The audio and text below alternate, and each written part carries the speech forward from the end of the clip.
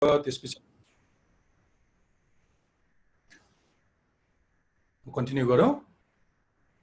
Okay, so meeting is being recorded भनेर एउटा consent आएको होला। ओके, हुन्छ।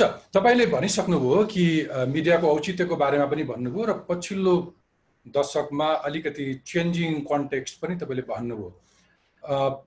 एउटा कुनै समय थियो हामी सामान्य सञ्चारको लागि, जर्नलिजम भन्दा पनि पहिले म कम्युनिकेसनको अवधारणाबाट सुरु गर्न चाहन्छु। केही सञ्चार जगत अथवा आम पत्रकारिताको बारेमा यदि धेरै ज्ञान नभएको कोही सहभागी हुनुहुन्छ भने उहाँलाई पनि काम लागोस् भन्ने हेतुले कि जब यो सिङ्गो मानव सभ्यताको विकाससँगै कम्युनिकेट गर्दाखेरि उसले चाहिँ इसाराबाट कम्युनिकेट गर्यो, चित्रहरूबाट कम्युनिकेट गर्यो, भित्ताहरूमा लेखेर भने जस्तै, त्यस पछाडि वर्णहरू, अक्षरहरू, अल्फाबेट्सहरू जन्मिए, त्यस पछाडि त्यसलाई संयोजन गरेर वाक्यहरूमा कम्युनिकेट गर्दै जाँदाखेरि कम्युनिकेसनका मिडियम्सहरू पनि विभिन्न समयमा त्यो विकसित भए, लेख्ने प्रक्रिया सुरु भयो। त्यस पछाडि अखबारी पत्रकारिता सुरु भयो। अखबारी पत्रकारिता पनि पहिले साह्रै सानो फर्ममा थियो, पछि ठुलो मेकानाइजेसन्सको प्रोसेसमा आइसकेपछि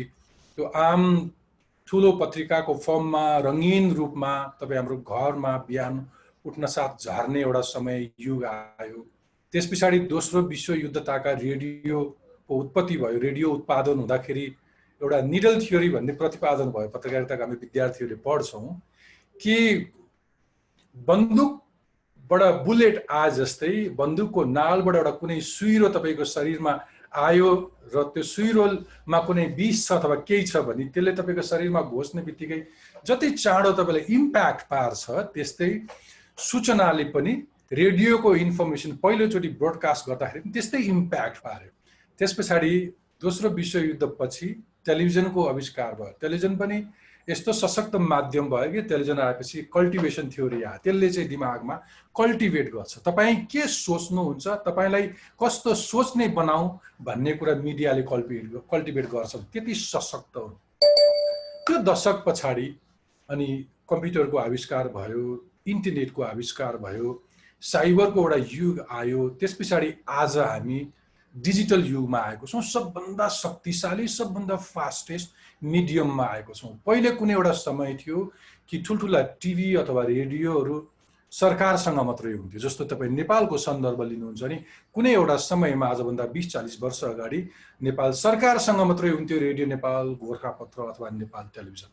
त्यस पछाडि हामी कहाँमा अझ सञ्चारको विकास नेपालको सन्दर्भमा हेर्नुभयो भने, ग्लोबली हेर्नुभयो भने CNN, BBC, वेस्टर्न देशहरूसँग ठुल्ठुला मिडियाहरू थिए। तिनले नै हाम्रो दिमागमा जे पारे। त्यतिखेर हामीले वेस्टर्न कम्युनिकेसनको फ्लो हुन्थ्यो, यतातिरबाट कुनै सूचनै जाँदैन थियो।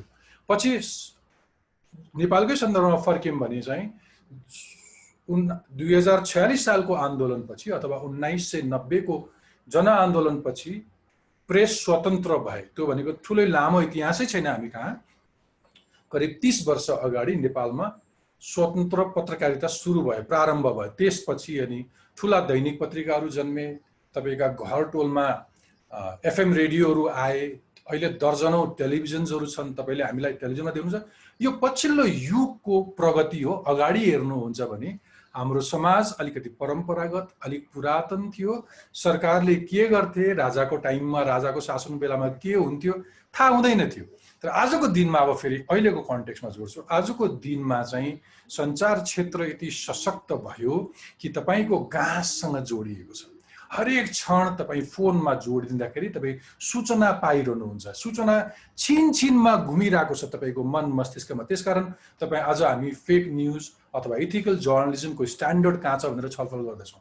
अब तपाईँलाई म भनिदिन्छु कि यो पछिल्लो युगमा, अघि तपाईँले मैले जुन पहिले सञ्चारको युगदेखि आज डिजिटल एजमा जोडेँ। आज डिजिटल एजमा पहिले कुनै एउटा पत्रिकाको पाठक सङ्ख्याहरू, पत्रिका किन्ने मान्छेहरू कति हजार हुन्थ्यो होला। अहिले प्रियङ्का जीको फलोवर्सहरू हेऱ्यो भने लाखौं, मिलियन्स क्रस गरेको छ सायद इन्स्टाग्राममा मात्रै। एउटा कुनै सञ्चार गृहभन्दा धेरै उहाँको निजी सूचनाका लागि पछ्याउने पाठक अथवा दर्शक भने जस्तै बढी उहाँका फलोवर्सहरू छन्। अहिले हातमा मिडिया छ। पहिले कुनै एउटा मिडिया हुनु एउटा शक्तिशाली मान्छे मानिन्थ्यो, सरकारसँग मात्रै हुन्थ्यो। सम्पन्न कुनै बिजनेसम्यानसँग मात्रै हुन्थ्यो, कुनै संस्थाहरूसँग हुन्थ्यो, अहिले व्यक्तिसँग छ। व्यक्तिसँग छ भनेको चाहिँ डिजिटल मिडियाको फर्ममा, एउटा इन्स्टाग्राम पनि मिडिया हो, एउटा फेसबुक पनि मिडिया हो, ट्विटर पनि मिडिया, युट्युब पनि मिडिया हो। तपाईँले त्यहाँनिर मनलाग्दो तस्बिर राख्नु हो भने त्यति धेरै त्यसको इम्प्याक्ट नपर्ला, तर समाजमा भएको कुनै विभेद, कसैले कसैलाई गरेको अन्यायको कन्टेन्ट तपाईँले त्यहाँ राख्नुभयो भने त्यो ओभरनाइट मान्छेकोमा पुग्छ, सरकारकोमा पुग्छ, सम्बन्धित निकायकोमा पुग्छ। र यदि सञ्चार क्षेत्रहरूले नभेटेको न्युज छ भने उनीहरूले साँझ 8 बजेको बुलेटिनमा तपाईँको त्यो क्लिप्स त्यहाँनिर न्युज हाल्छन् भनेको इन्डिभिजुअलसँग पनि अब मिडिया आइसक्यो। अहिलेको सिनेरियोमा तपाईँले यो विषय उठाउनुको कन्टेक्स्ट चाहिँ के हो भने यति धेरै मिडिया भइसकेपछि, अब अनुमान गर्नुहोस् यति धेरै इन्फर्मेसन भइसकेपछि त्यहाँ भित्र अब त्यहाँ केही व्यथितिहरू पनि आउँछ, त्यहाँ विकृतिहरू पनि आउँछ। सबभन्दा पहिले म पोजिटिभ साइड नै तपाईँलाई देखाउँछु। ओभरअल अघि मैले भने कुनै एउटा समय थियो कि सूचनाको प्रभाव कम थियो, भनेको राजाको समयमा मान्छेलाई सरकारले के गर्दैछ थाहा थिएन, तर पछिल्लो 30 वर्ष यता हेर्नु हो भने हरेक चिज मिडियालाई हामी समाजको पहिरेदार भन्छौँ, समाजको वाचडग भन्छौँ। उसले के गर्छ भने उसले गभर्नेन्स प्रपरली भएको छ कि छैन, स्टेट सरकारले इन्ट्रेस्ट अनुसार काम गर्न सक्छ। इन्ट्रेस्ट भनेको कहिले कहिले पब्लिकको इन्ट्रेस्ट होइन कि मेरो लागि, प्राइम मिनिस्टरले आफ्नो इन्ट्रेस्टमा, आफ्नो पार्टीको इन्ट्रेस्टमा, आफ्नो नजिकका मान्छेहरूको इन्ट्रेस्टमा, अहिले नेपोटिजमको कुराहरू छ, अनेक कुराहरू छ, त्यस्तो कुराहरूले उनीहरू गतिबाट विचलित हुन सक्छन् भनेर मिडियालाई चौथो अङ्ग उसको काम चाहिँ ऊ वाचडगको रोल गर्ने हो भन्ने हो। त्यसकारण अहिले पछिल्लो पटक हेर्नु हो भने सरकारले गरेका हरेक कुरा तपाईँलाई थाहा हुन्छ। कोभिडको टाइममा परीक्षण पर्याप्त भएन भन्ने प्रश्न गर्ने पत्रकार, दिनौँसम्म ऊ आफ्नो गाउँ फर्किनु पर्यो, यहाँ लक भयो भनेपछि बाटोमा त्यो पैतालामा ठेला उठेर पैताला हिँड्न नसक्ने गरी बालबालिकाहरू बोकेर गाउँ फर्केको तस्बिर त्यो मिडियाले रिपोर्ट गरिरहेछ। सरकारले कुनै अयोग्य मान्छेलाई काहीँ नियुक्ति दिन खोजिरहेछ भने त्यो मान्छेको पृष्ठभूमि सहित एउटा मिडियाले रिपोर्ट गरिरहेछ। कहाँ कुनै एउटा पुलमा, कुनै एउटा सडकमा कुनै एउटा ठेकेदारले भ्रष्टाचार गर्यो भने त्यहाँको रिपोर्ट गरिरहेछ। फार्मर्स कहाँ दुर्गम दराजको फार्मर्सले यो टाइममा फर्टिलाइजर पाउनु पर्थ्यो, उसले पाएन भनेर रिपोर्ट गरिरहेछ।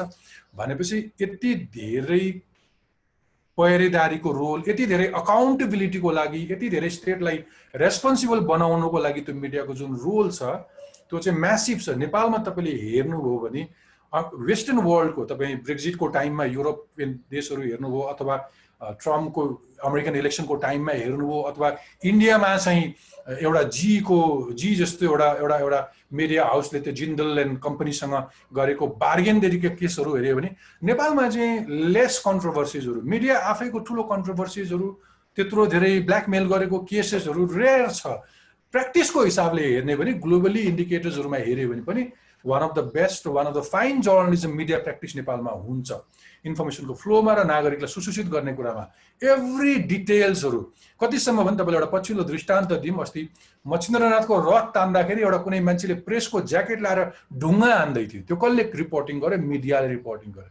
आफै भित्र पनि कुनै एउटा प्रेसको ज्याकेट लाएर ढुङ्गा हान्ने मान्छे को हो भनेपछि पछि त्यो आइडेन्टिफाइड भयो। त्यसकारण त्यो चाहिँ एउटा लार्जर बिगर पिक्चर मैले तपाईँलाई पोजिटिभ पिक्चर देखाएँ। हामी कहाँ चाहिँ नागरिक समाज भन्छ, सिभिल सोसाइटीको ठुलो रोल हुन्छ गभर्नेन्समा, सिटिजनको स्ट्रेन्थको, सिटिजनलाई सबभन्दा बढी इम्पावर्ड गर्नलाई कम्युनिकेसनको रोल हुन्छ। त्यो मेरो रोल हो। त्यसमा मैले चाहिँ मेरो इमान्दारिताबाट पछि हटेँ भने मैले मेरो भूमिका लागि सबभन्दा ठुलो घात हुन्छ मेरो मातृभूमिका लागि, होइन?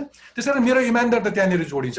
त्यसकारण त्यो चाहिँ मिडियाको मेजर रोल हो, उसको जवाबदेहिता हो, उसको जिम्मेवारी। हामीले गलत कहाँनिर बुझिरहेछौँ भने हामी मिडियाको मान्छेहरूले कहिले कहिले सरकारमा भएको, पार्टीमा भएको, इभन नागरिकहरूको चेतनाको तहमा भएको, नागरिकले अस्ति पुलिसलाई जुन आक्रमण गरे त्यो रथ तान्ने सिलसिलामा, अथवा पुलिसले जुन दमन गर्यो त्यसको बारेमा हामी प्रश्नहरू उठाइरहन्छौँ। त्यो उठाउँदाखेरि नागरिकको तहमा चाहिँ कहिले कहिले निराशा जस्तो देखिँदो रहेछ। हेत्तेरिका मेरो देश, हेत्तेरिका मेरा शासक, हेत्तेरिका हाम्रा नेपाली दाजुभाइ कोरोनाको बेलामा डक्टरलाई लखेटिरहेछन्, गाली गरिरहेछन्, एउटा कोरोना सङ्क्रमित भएको मान्छेलाई यस्तो छिछि दुर गरिरहेछन् आफ्नै दाजुभाइलाई। त्यस्तो कुराहरूको निराशा चाहिँ हुन्छ। तर हामीले रिपोर्ट गरेको त्यो सचेत बनाउनको लागि त्यो चाहिँ पोजिटिभ साइडमा हेर्नुपर्छ। अब इथिकल कुरा कहाँनिर आउँछ भने त्यो ठुलो भल्युममा भइसकेपछि, र अघि मैले भनेको त्यो ट्रेडिसनल मिडिया भन्छौँ, अलिकति ओल्ड मिडिया र न्यू मिडिया भन्ने चलन छ अहिले। पहिलेको पत्रिका, रेडियो, टिभीलाई हामी अलिक पुरानो र परम्परागत मिडिया भन्छौँ भने अहिले आएको सोसियल मिडिया, अहिले आएको डिजिटल अनलाइन, अहिले आएको युट्युब प्लेटफर्म्स, अथवा फेसबुककै माध्यमबाट तपाईँले इन्फर्म गराउनु भएको छ नि, यो सबै न्यू मिडिया भन्छौँ। पहिले आएका पुरातन परम्परा मिडियाहरूमा आउने हामीलाई चाहिँ हामी पत्रकारिता स्कुलमै जानु पर्थ्यो, पत्रकारिता पढ्नै पर्थ्यो, इथिक्स अफ जर्नलिस्ट भनेर पढ्नै पर्थ्यो, कोड अफ कन्डक्ट भनेर जर्नलिस्टको के हो, मैले मेरो सीमाहरू के हुन्, मैले मेरो समाजमा भ्रमित गर्ने समाचारहरू दिनु हुँदैन, मैले समाजको चाहिँ सद्भाव बिग्रिने गरी समाचार दिनु हुँदैन भन्ने केही त्यस्ता विधिहरू छन्। धर्म, समुदाय, वर्गहरूमा चाहिँ त्यो विभेद उत्पन्न खालका कन्टेन्टहरू दिनु हुँदैन भन्ने केही इथिकल कुराहरू छन्। यो संसारभरि अमेरिकन एडिटर्स सोसाइटी भन्नुहोस् अथवा त्यो center of journalist, international center of जर्नलिस्टहरूको एसोसिएसन्सहरू छ, नेपालभित्र पत्रकार महासङ्घ छ, प्रेस काउन्सिल छ, र संस्थै पछि पनि हाम्रा आफ्ना आचार संहिताहरू हुन्छन्, हामीले पालना गर्नुपर्ने, त्यसले त्यो विधि राख्नुपर्छ। किनभने सञ्चार भनेको एउटा यति ठुलो हतियार हो, यति ठुलो टुल हो कि मैले गलत रिपोर्टिङ गरेँ भने मान्छेको दिमागमा मैले गलत कुरा रोप्छु। अघि मैले भने कल्टिभेसन थ्योरी, अघि मैले निडल थ्योरी भने। त्यसकारण म सबैभन्दा पहिले ठाउँमा बस्नुपर्छ भनेर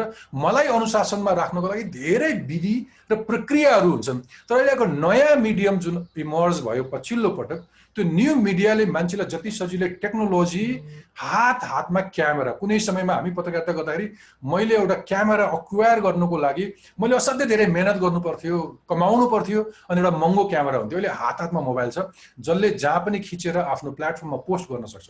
त्यो एउटा मिडिया जतिकै इम्प्याक्ट पार्छ, त्यो हातमा फोन त गयो, हातमा टेक्नोलोजी गयो, तर जर्नलिजमको इथिकल कुराहरू, जर्नलिजमको स्ट्यान्डर्ड्स अफ प्र्याक्टिस गर्ने कुराहरू, अथवा एउटा जर्नलिस्ट हुनलाई मास कम्युनिकेसनमा म आइसकेँ भने मेरो आफ्ना मोरल्सहरू के हुन् भन्ने कुरा चाहिँ धेरै कुराहरू बुझ्न बाँकी रह्यो। त्यसकारण त्यो दौडिरहेको अवस्थामा त्यो पहिले ग्राब गर्ने मोबाइल र मिडिया ग्राब भयो, तर अरू यस्ता स्ट्यान्डर्ड मेन्टेन गर्ने आफ्नो रेस्पोन्सिबिलिटीको कुराहरू चाहिँ मिस भयो। त्यो चाहिँ म आई वन्ट से इन्टेन्सन्स होइन, त्यो अझ फोकस भएर भन्नाले धेरै मान्छेले अहिले पछिल्लो पटकका मिडियाहरू, युट्युबर्सहरूले अलिक बढी इथिकल जर्नलिजम फलो गरेनन्, त्यसले अलिकति बढी ग्याप भयो भन्ने कुरा हो। त्यो चाहिँ आई वुड से इनोसेन्सको कारणले हो, तर त्यो चाहिँ त्यसलाई आफैले मेरो इन्टिग्रिटी के हो, मेरो इथिक्स के हो भन्ने कुराको एउटा रियलाइजेसनको पोइन्टमा पुगेपछि अहिले पनि कति युट्युबर्सले कन्टेन्ट हाल्ने बित्तिकै माफी मागेको, कारबाहीको दायरामा गएको, कन्टेन्ट झिकेको,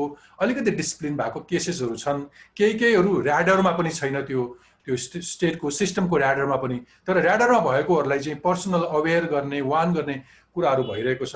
त्यसकारण म चाहिँ तपाईँले उठाएको विषय एकदमै राम्रो आजको संवाद, तर यति धेरै आत्तिनु पर्ने कुरा पनि होइन। एथिकल हामीले लुज गऱ्यौँ भनेर स्ट्यान्डर्ड छौँ, हामीले प्रपर इन्फर्म गरेका छौँ, तर तपाईँको त्यही हो, ठुलो बजार भइसकेपछि, ठुलो धेरै कन्टेन्ट भइसकेपछि तपाईँ बजारमा जानुभयो भने, चामल किन्न जानुभयो भने, युल गेट भ्याराइटिज अफ चामल। तपाईँले कस्तो चामल किन्ने, तपाईँको आफ्नो साक्षरताले म्याटर गर्छ। त्यस कारण अहिले हामी मिडिया लिट्रेसी भन्छौँ कि आफू पनि अब मिडियाको कन्टेन्ट पिक गर्नलाई अथवा कुन मिडियामा मैले विश्वास गर्ने भन्नुको लागि म लिट्रेट हुनुपर्छ। मैले जुनसुकै इन्फर्मेसन फेसबुकमा आउने बित्तिकै त्यसलाई पत्ताउने र कसैलाई सेयर गर्ने होइन कि यो कुन मिडिया हो, मैले कहिले सुनेको मिडिया हो, यसको क्रेडिबिलिटी के छ, यसले पहिले कस्ता समाचारहरू दिएको छ, यसको ब्याकग्राउन्ड के छ भनेर अलिकति हेर्नु। त्यो लिट्रेसीको कुराहरू हो। मैले धेरै बोले जस्तो लाग्यो, तपाईँलाई म मौका दिन्छु प्रश्न सोध्ने, अनि फेरि आउँछु। Thank you. मैले अलिकति ब्रोडर पिक्चर दिएको, त्यसले अरू सहभागी साथीहरूलाई यसलाई अरू खोतल्न, संवाद गर्न सजिलो हुन्छ भनेर। Thank you Poonam ji. Thank you so much. Then विशेष सरले एकदम इन्ट्रेस्टिङ वेमा हिस्ट्री बुझाउनु भयो, लाइक हाउ जर्नलिजम एक्चुअली भयो। Then he explain about needle theory, cultivation theory, र अहिले जुन ट्रेडिसनल मिडिया र digital media which is also called new media, so positive साइड्सहरू छन्। जस्तो कि हाम्रो मिडिया जति धेरै एडभान्स भइरहेको छ त्यति नै कभरेजहरू इन्क्रिज भइरहेको छ, गभर्नेन्सको ट्रान्सपेरेन्सी पनि इन्क्रिज भइरहेको छ। बट नेगेटिभ साइडमा हेर्दा चाहिँ लाइक दिलभूषण सर सेड कि जुन अहिले न्यू मिडियाहरू छन्, डिजिटल मिडिया, उहाँहरूले चाहिँ त्यति कोड अफ एथिक्स र कोड अफ कन्डक्ट चाहिँ फलो गर्नु भएको छैन। सो त्यो उहाँले अब उहाँहरूले maybe because of innocence or whatever reason it might be, तर त्यसलाई पनि अब सर्टेन पोलिसिजहरू जुन अनलाइन मिडियाहरू हुन्छ, अनलाइन न्युज पोर्टलहरू हुन्छ, त्यसको लागि चाहिँ हामीले फेडरेसन अफ जर्नलिजमले certain code of conduct revise पो गर्नुपर्ने हो कि होइन, त्यो सबै हामी डिस्कस गर्नेछौँ। So moving forward, I think my next question would be to Priyanka ma'am. Priyanka ma'am, I would like to ask, Priyanka ma'am, are you there? Yes, I'm here. Yeah, so Priyanka ma'am, welcome. So Thank for you. you, my question would be: Is Nepali media failing to abide by ethical journalistic standards in its quest for clicks and breaking news? And how you see the reputation of few journalists in our country? First of all, thank you for having me. I know.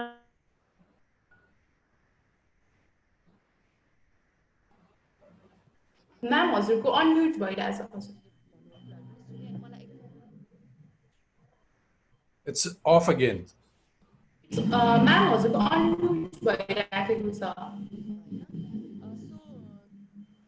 प्राय जस्तो कुराहरू त उहाँले गरिसक्नुभयो, to be quite honest. उहाँको एकदम detailed, एकदम राम्रो introduction थियो आज हाम्रो Q&A मा. मलाई त फिल भइरहेको थियो त्यही सकाइदिए पनि हुन्थ्यो जस्तो के हुन्छ नि, because he covered everything, you know. But coming to your question now चाहिँ मलाई के फिल भयो भने उहाँले भन्नुभयो जस्तै there is always going to be two parts to media के. जस्तो एउटा, like he said, we do have really credible media sources जसले चाहिँ एकदमै they bring the news out to the people, tiny news from every corner of the country about every issue, नडराइकन. त्यसले गर्दाखेरि पनि त हो नि हामी 24 hours we are updated on our phones. ए यहाँ यस्तो भएछ, यहाँ यस्तो भएछ. धेरै वर्ष अगाडि त यो सम्भव पनि हुँदैन थियो होला. यति छिटो छिटो यति धेरै समाचार नेपाल भरिको हरेक कर्नरबाट हाम्रो हातमा आइपुग्नु भनेको त that means our media is actually doing good. र कस्तो कस्तो न्यूजहरु आइपुग्छ भने रातारात भएको घटनाहरु, त्यसमा कल्प्रिट को थियो, त्यो को थियो, कसै न कसैले कतै न कतैबाट खिचेर फोटो हुन्छ कि भिडियो हुन्छ कि अडियो हुन्छ कि केही न केही हाम्रो सामु आइपुग्छ के. And the whole nation knows within hours कि यस्तो यस्तो भएको रहेछ है, यति यति बेला यति यति त्यहाँबाट. So that is really commendable, you know, to be able to do that media ma, to bring out all this information essential to people all over the country. यति fast हुन्छ नि. र यो चाहिँ हामीलाई पक्कै पनि डिजिटल मिडियाले नै जोडेको हो. यो दिलभूषणजीले पनि भन्नुभयो अघि हैन. र now coming to your question about ethical journalism and not saying, it's like, see, you'll always find good journalists and you'll always find bad journalists. Okay? Everybody will be there. There will be some journalists who will actually follow complete code of conduct, just like journalism पढेर आउनु भएको हुन्छ, just like थाहा हुन्छ where to draw the line, just like थाहा हुन्छ कि journalism भनेको चाहिँ it's actually like उहाँहरुको words has so much power that you can actually shape the entire nation. What you write, तपाईको कलममा तागत हुन्छ भनेको त्यही त हो नि. तपाईले जसरी लेख्नुहुन्छ या जसरी आफ्नो लेख बाहिर ल्याउनुहुन्छ, that can influence a lot of people because मान्छेहरुले पढ्नुहुन्छ, हेर्नुहुन्छ, सुन्नुहुन्छ, that's there. But like you said, अहिले चाहिँ एकदम क्लिक बेटको जमाना छ के. And I think त्यसले पनि अलिकति बिगारेको हो जस्तो लाग्छ के मलाई. Because अहिले there's this new era of YouTube. And YouTube भन्ने बित्तिकै अर्को के आउँछ भने मान्छेले YouTubeबाट पैसा कमाउँछ. हैन, पैसा कमाउँछ. जति धेरै भ्यू, जति धेरै ट्रेन्डिङ, जति धेरै तपाईले आफ्नो के रे हेडलाइनलाई क्याची बनाउन सक्नुभयो, doesn't matter if it's good headline bad headline, पैसा कमाउनु पर्यो. सो यो प्रविधि फलो गर्ने पनि धेरै I want to say, अब यसलाई म एकदम जर्नलिस्ट मात्रै भन्दिनँ के, यो चाहिँ मेजोरिटी अफ इट युट्युब भित्र पर्छ के. And I don't know if every YouTuber can be a journalist, because I don't think you qualify to be a journalist just because you have a YouTube channel नि त. त्यो अब आफैमा त्यो एउटा सेपरेट डिपार्टमेन्ट जस्तै हो के. एउटा क्यामेरा लियो, हिँड्यो, इन्टरभ्यू लियो, रिपोर्टिङ गर्यो हैन. अब doesn't matter if you have studied or not, तपाईले जर्नलिजम बुझ्नु भएको छ कि छैन, तपाईले फलो पनि गर्नुभएको छ कि छैन, रेजिस्टर पनि गर्नुभएको पनि छैन, तर के भयो भने युट्युब बनायो, क्याची क्याची हेडलाइन्सहरु राख्यो, त्यस्तै कन्ट्रोभर्सियल टपिकहरुमा भिडियो बनायो अनि पैसा कमायो. सो इजी भछ नि त. सो आई थिंक त्यसले गर्दाखेरि पनि अलिकति यो होल जर्नलिजमको जुन एथिकल पार्ट छ या जुन एउटा रेस्पेक्ट छ हाम्रो लागि, त्यसलाई अलिकति डगमगाउने काम चाहिँ त्यसले चाहिँ गरेको छ कि. यो चाहिँ मलाई पनि एकदम फिल हुन्छ. बिकज अब म पनि एउटा एक्टर भएको भएर, अनि स्पेशली फिमेल एक्टर भएको भएर प्राय जस्तो यस्तोमा पर्छु के. क्याची हेडलाइन राख्दियो या क्याची फोटोलाई थम्बनेल बनाइदियो, जसले गर्दाखेरि ओ मान्छेले हेरौँ हेरौँ जस्तो हुन्छ, जति धेरै भ्यू आयो त्यति धेरै पैसा आउने खालीको त्यो प्रविधिले गर्दाखेरि पनि हो हैन. बट अल टुगेदर कम्प्लिटली जर्नलिजमलाई नै अनएथिकल चाहिँ भन्न मिल्दैन, because we actually still do have a lot of really good journalist and a really good credible organisations जो चाहिँ प्रपर जर्नलिजमको लागि हिँडिरहनु भएको छ, जसले मैले सुरुमा भने जस्तै 24 hours they make every kind of news available for us from every part of the country. So त्यसलाई चाहिँ डिस्क्रेडिट गर्न मिल्दैन. सो यो भनेको चाहिँ अब एउटा अलिकति अब 1 दर्जन केरा किन्नु भयो भने 2-3टा बिग्रेको हुन सक्छ नि त. सो त्यस्तै भन्ने जस्तै हो कि, you know, not everything will be bad. अलिकति few of them might be bad sometimes. Yeah. Awesome, ma'am. Thank you so much, Priyanka ma'am. So now I think moving forward, Sangeeta ma'am we can learn about हाम्रो country में कस्तो कस्तो खालको code of conduct छन्. I think every country को code of conduct चाहिँ different नै हुँदो रहेछ, and नेपालको context मा पनि journalist code of conduct भनेर छ. So हजुरले briefly few points मा main हाम्रो code of conduct को pointers explain गरिदिनु briefly, and also के चाहिँ missing छ, like कस्तो कस्तो चाहिँ हाम्रो मोस्टली जुन अघि दिलभूषण सरले पनि भन्नुभयो, प्रियङ्का म्यामले पनि भन्नुभयो होइन, जुन अहिले न्यू मिडिया छ, डिजिटल मिडिया छ, उहाँहरूमा मिसिङ भएको code of conduct, ethical standards के छ, लुप होल्स के छ. So over to you Sangeeta ma'am.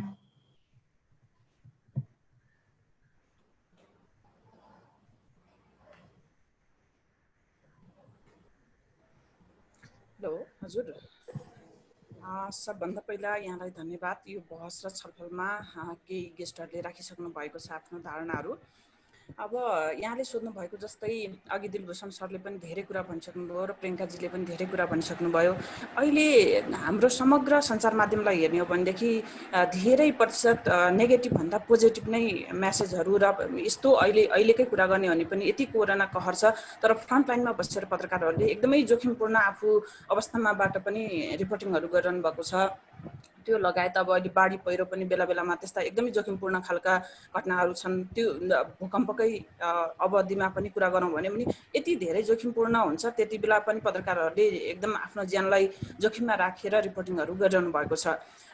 Positive पाटोहरू धेरै नै छ, त त्यो सँगसँगै कहिलेकाहीँ नेगेटिभ पाटोहरू पनि अब धेरै अघि भनेको जस्तै मिडियाको बजार आजभन्दा जति बेला 2014 सालमा अलिकति मिडियाको अनुगमन गर्न आवश्यक छ भनेर त्यति बेला 2014 सालमा केही पत्रिकाहरू सुरु भए पछाडि त्यो कन्सेप्ट चाहिँ सुरु भएको हो. त्यो कन्सेप्ट सुरु भएर 2027 सालमा आएर बल्ल प्रेस काउन्सिलको गठन भएको छ. प्रेस काउन्सिलको गठन भइसके पछाडि पनि विशेष गरी अब लामो समयसम्म छापा माध्यममा नै केन्द्रित भएर प्रेस काउन्सिलले त्यसको नियमन अनुगमन गरेको छ. त्यति बेला यो एकदमै पञ्चायतकालको अवधिमा एकदमै अब थोरै पत्रिका निस्किन्थ्यो, र त्यो पनि विशेष गरी अब सत्ताको नियन्त्रण, त्यति बेलाको शासन व्यवस्था त्यस्तै थियो. त्यसकारणले सत्ताको नियन्त्रणमा रहेर र सत्तालाई नै सहयोग गर्ने खालको जर्नलिज्मको अलि बढी प्रमोट हुने र अरूको त्यति धेरै सुनवाई नहुने त्यो खालको चाहिँ नि अवस्था थियो. विशेष गरी 2046 साल पछाडि नै पत्रपत्रिकाहरू धेरै मात्रामा अहिले धेरै फस्टाउने र छापा माध्यम नै पनि 2046 साल पछाडि नै अलि बढी फस्टाएर आएको हो. र त्यस पछाडि अहिले यो पछिल्लो चरणमा हुँदा करिब अब 1 दशकको रूपमा हामी लिन सक्छौँ होला. अनलाइन सञ्चार माध्यम र अब डिजिटल मिडियाको रूपमा टेलिभिजन, त्यस पछाडि रेडियो र यो अहिले अनलाइन सञ्चार माध्यमसम्म आउँदाखेरि मिडियाको विकास एकदमै ठुलो स्केलमा भएको देखिन्छ.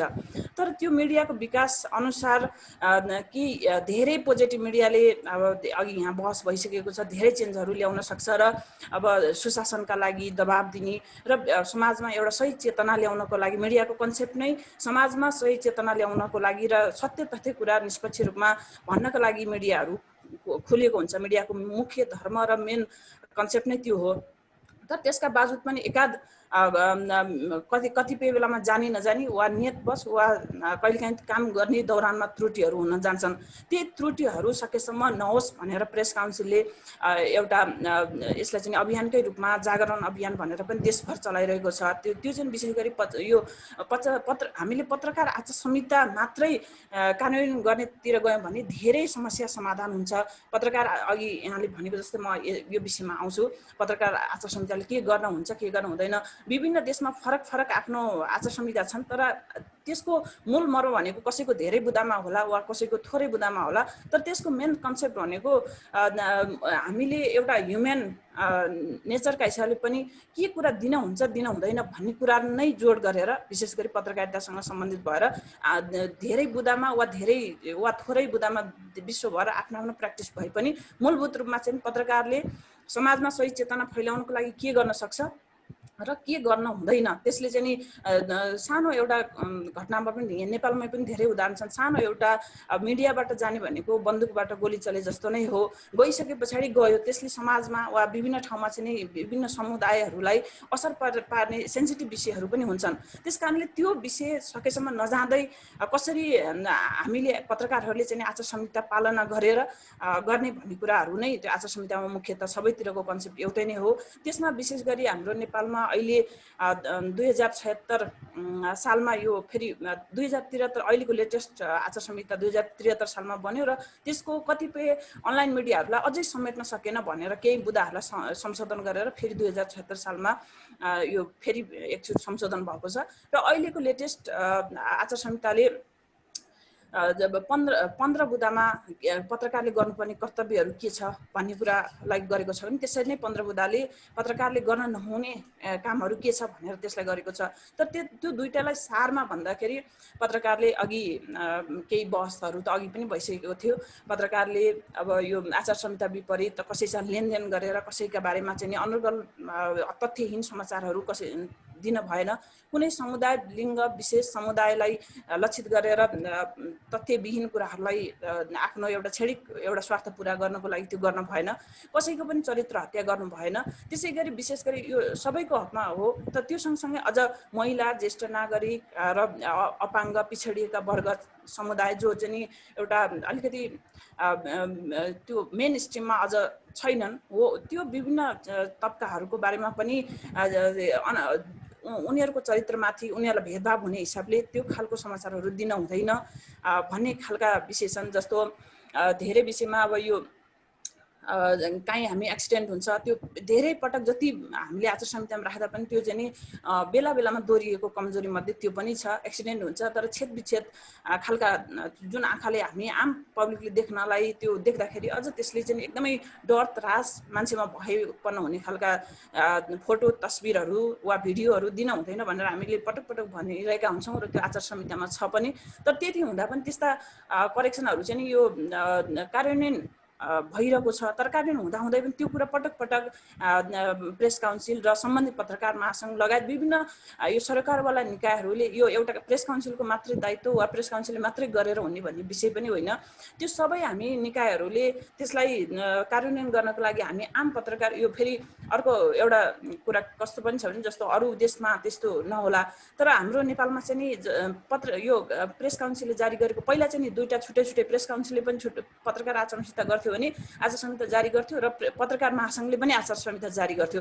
तर त्यो दुईटा संस्थाले जारी गरिरहँदाखेरि आखिर कार्यान्वयन गर्ने थलो त एउटै थियो।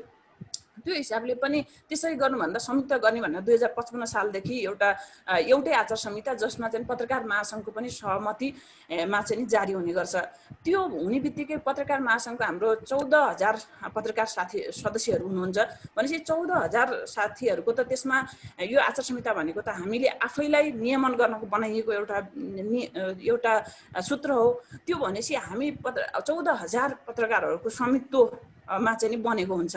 त्यसकारणले पनि हामी सबभन्दा पहिलो प्राथमिकता त पत्रकार 14,000 पत्रकार साथीहरूलाई नै यो हामी आफूलाई नियमन गर्न बनाइएको आचार संहिता हो। त्यसकारणले हामीले यो लागू गर्यौँ भने हामीलाई धेरै एउटा मर्यादित पत्रकारिताको विकास गर्नको लागि यसले मद्दत पुग्छ। तर यदि चाहिँ हामीले त्यो आफ्नो मूल मन्त्रको रूपमा लिएर हामीले यसलाई कार्यान्वयन गराउनौँ भने के अरे हामी माथि नै एट्याक हुन सक्ने, हामी माथि नै एउटा खालको जस्तो कुनै एउटा विषयमा हामीले अनर्गल प्रचार गरौँ तर त्यो समुदाय त त्यो घटनाले त्यो सूचनाले गर्दाखेरि बिच्किएको हुन्छ नि, त्यो भएपछि त त्यो सम्बन्धित मान्छे माथि नै एट्याक हुन सक्ने त्यस्ता खालका यो आचार संहिता पालना नहुँदाखेरिका घटनाहरू पनि थुप्रै त्यसको इफेक्ट चाहिँ आउन सक्छन्। त्यसकारणले हामी आफ्नो सुरक्षा र हाम्रो आफ्नो यो मर्यादित पत्रकारिता बन्नको लागि आचार संहिता पालना गर्नुपर्छ भनेर नै हामी 14,000 पत्रकार साथीहरू र विशेष गरी अब कतिपय पत्रकार महासङ्घको सदस्य नभए पनि आम देशभरको पत्रकारहरूले सोच्नु पर्दछ जस्तो लाग्छ। र यो प्रेस काउन्सिलले मात्रै गरेर हुने भन्दा पनि आम पत्रकार र सरकारवाला निकाय सबैले त्यसमा गर्नुपर्छ र मुख्य नियमन गर्ने एउटा सरकार एउटा स्वायत्त निकाय भएको नाताले प्रेस काउन्सिलले त्यो अभियानलाई एकदमै अगाडि बढाउँछ र अहिले विशेष गरी के अरे अघि धेरै विषयमा बहस भइसकेको छ। पहिला सुरुमा छापा माध्यमको नियमन गर्नको लागि भनेर प्रेस काउन्सिलको गठन भयो। धेरै कुराहरू अलिकति बढी छापा माध्यमसँग नै केन्द्रित छ। यसको मुख्य काम अब एउटा वर्गीकरणको काम भयो।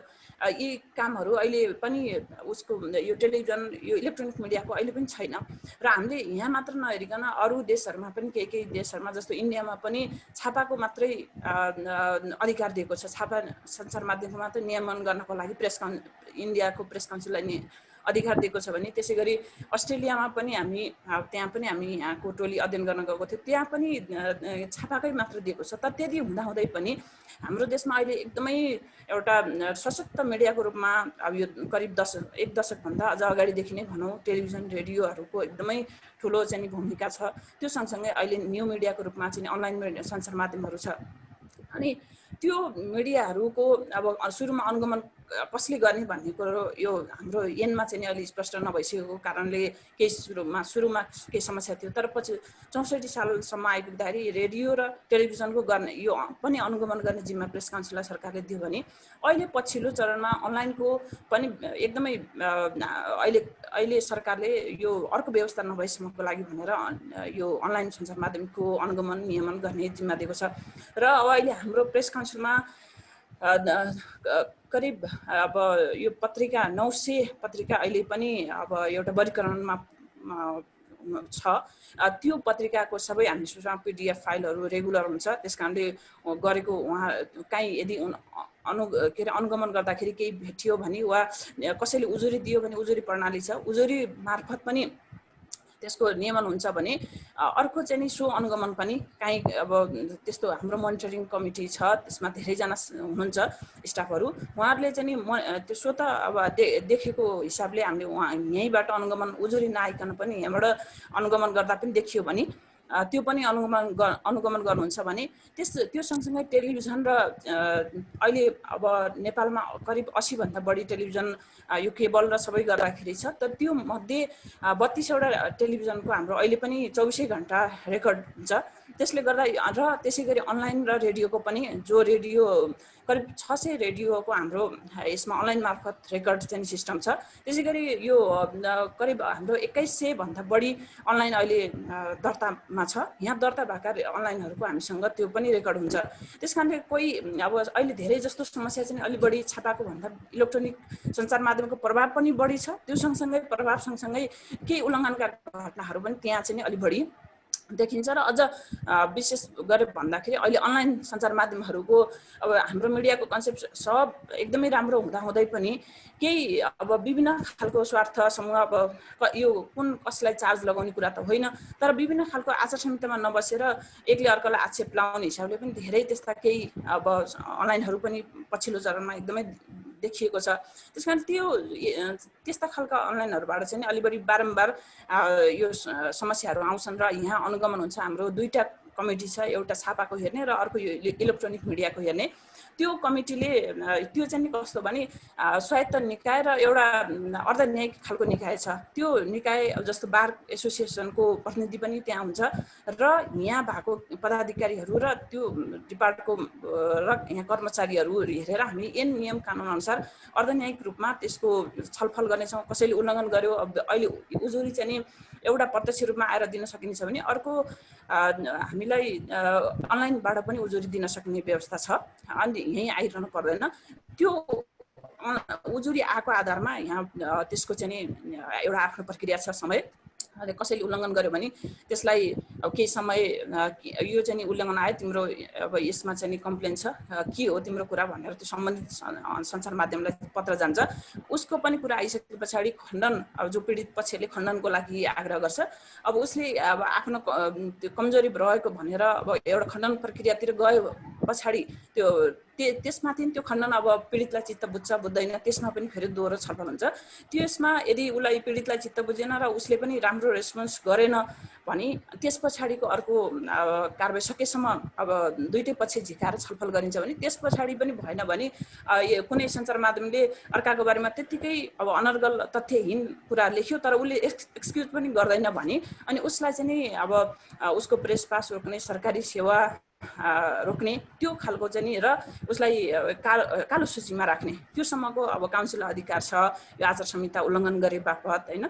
अब यसमा यति हुँदाहुँदै पनि अघि यहाँले सोध्नु भएको के कस्ता चाहिँ नि लुपहोलहरू छन् भन्दाखेरि अब आचार संहिता पालना गर्नुपर्छ सबै पत्रकारलाई थाहा छ सबै चिज छ तर त्यति हुँदाहुँदै पनि त्यो एकदमै जाने बुझेको ठाउँबाट पनि कहिलेकाहीँ यदाकदा भएको छ र धेरै केसहरू भए पनि एक्सक्युज गरेर यदि सम्बन्धित मिडियाले आफूले कमजोरी गरेको छ भने धेरै केसहरूमा उसले एक्सक्युज गरेर र पीडित र सम्बन्धित सञ्चार माध्यम बीच एउटा खालको अन्डरस्ट्यान्डिङ भएको धेरै घटना छ। ती घटनाहरूले गर्दा चाहिँ नि अरू जस्तो अरूलाई पनि अरू सञ्चार माध्यमलाई पनि ओहो यो जान अनजानमा वा नियतवश कतिपय घटना पनि हुन्छन् त्यसमा चाहिँ नि गर्नु हुँदो रहेछ है भन्ने खालको एउटा लेसन पनि धेरैलाई भएको छ। अरू बाँकी यहाँहरूको जिज्ञासा फेरि आयो भने म फेरि भन्छु। हजुर thank you Sangeeta ma'am. I think अब नेक्स्ट क्वेसन चाहिँ म दिलभूषण सरलाई राख्न चाहन्छु होला। दिलभूषण सर हजुरले एकदमै पपुलर टक सो पनि चलाउनुहुन्छ tough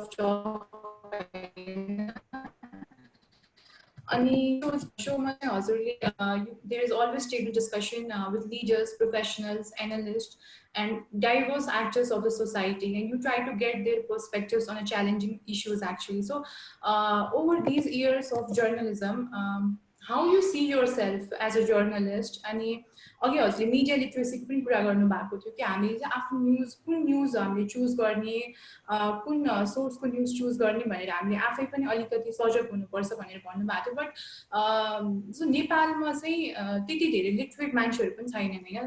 very innocent people even like educated people like us also fall in the trap of such fake news हैन। So how you see yourself as a journalist over these years अनि how to actually seek truth in the era of fake news? दुईटा प्रश्न छ हजुरले मेरो। फेरि repeat गर्नुस् त दुईटा प्रश्न।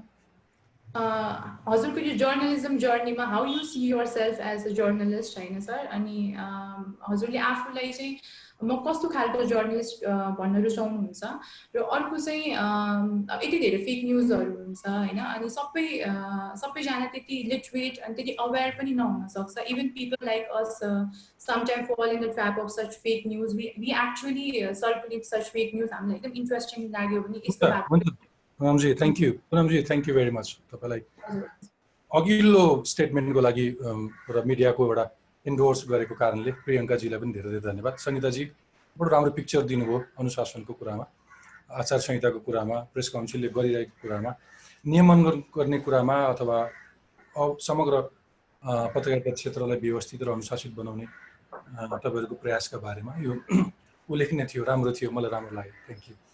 बेसिकली तपाईले मलाई जोड्दाखेरि चाहिँ म एउटा यस्तो विद्यार्थी कि काठमाडौँबाट बाहिरबाट त्यतिखेर एससी थिएन एसएलसी थियो। एसएलसी सकेपछि पत्रकारिता पढ्न कलेज खोज्दै आएको मान्छे। त्यतिखेर म कलेज खोज्दै आउँदाखेरि यो देशभरिमा एउटा मात्रै विश्वविद्यालय थियो त्रिभुवन विश्वविद्यालय।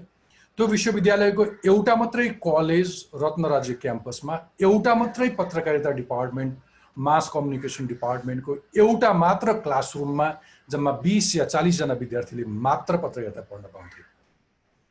धेरै अगाडिको कुरा गरिरहेछन् 15-20 वर्ष अगाडि र त्यो डिपार्टमेन्टमा तपाई त्यतिखेर बीए भन्थे ब्याचलर्स डिग्री अथवा ग्रेजुएसन गरिसकेपछि अब म बाँकी पढ्छु भन्दाखेरि देशभरि कहीँ पनि पढ्न पाउने सुविधा थिएन।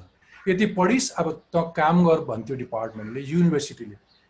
अब कल्पना गर्नुस् त्यो ब्याकग्राउन्ड आजको दिनमा त्यही कलेजको डिपार्टमेन्ट देशको राष्ट्रिय डिपार्टमेन्ट भएको छ मास कम्युनिकेसनको।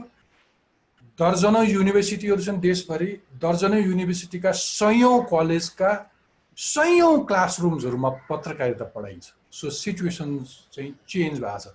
तर यद्यपि त्यति धेरै पत्रकारिता र म त्यही डिपार्टमेन्टमा अहिले पिएचडी लिडिङ एमफिल सकेको एउटा विद्यार्थी हुँ भनेपछि अहिले चाहिँ त्यो एजुकेसन्सहरू पनि त्यसरी बढ्दैछ। तर जसरी जुन भल्युममा जर्नलिजमको स्कोप बढ्यो, जुन भल्युममा जर्नलिस्टहरू बढे, अहिले कुनै एउटा ब्याङ्कले कसैलाई कर्मचारीको नियुक्तिको लागि प्रोक्रुटमेन्ट कल गर्यो भने देयर आर सर्टेन स्ट्यान्डर्ड्स। तपाईँ यो पर्टिकुलर डिसिप्लिनमा, यो पर्टिकुलर फ्याकल्टीमा तपाईँले मास्टर्स डिग्री छ भने राम्रो, तपाईँको एडिसनल यो खालका ट्रेनिङ छ भने राम्रो भनेर भनिन्छ।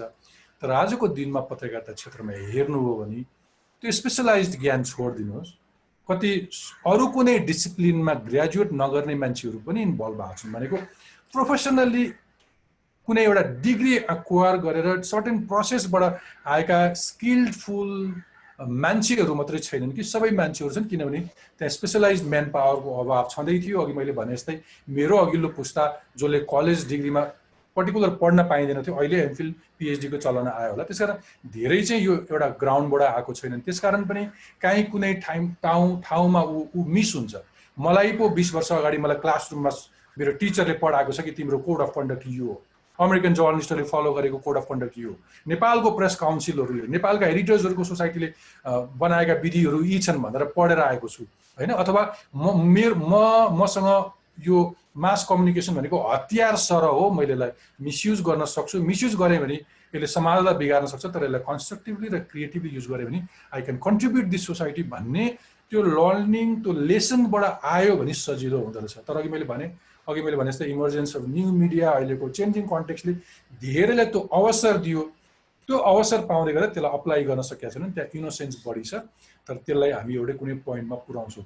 मलाई तपाईँ सोच्नुहुन्छ भने मेरो पर्सनल ठाउँमा हेर्नुहुन्छ भने चाहिँ म गएको 9 वर्ष 10 वर्षदेखि टफ टक भन्ने एउटा कार्यक्रम चलाउँछु। यो कार्यक्रम म कान्तिपुर पत्रिका र कान्तिपुर टिभीमा लामो समय संस्थापकै सदस्यका हैसियतले काम गरेर छोडेपछि म स्वतन्त्र पत्रकारको रूपमा काम गर्छु। पछिल्लो समय 2015 देखि 2018 सम्म भूकम्प, बन्दाबन्दी, नाकाबन्दी र 3टा चुनावको समयमा कान्तिपुर टेलिभिजनको प्रधान सम्पादक भएर काम गरेँ।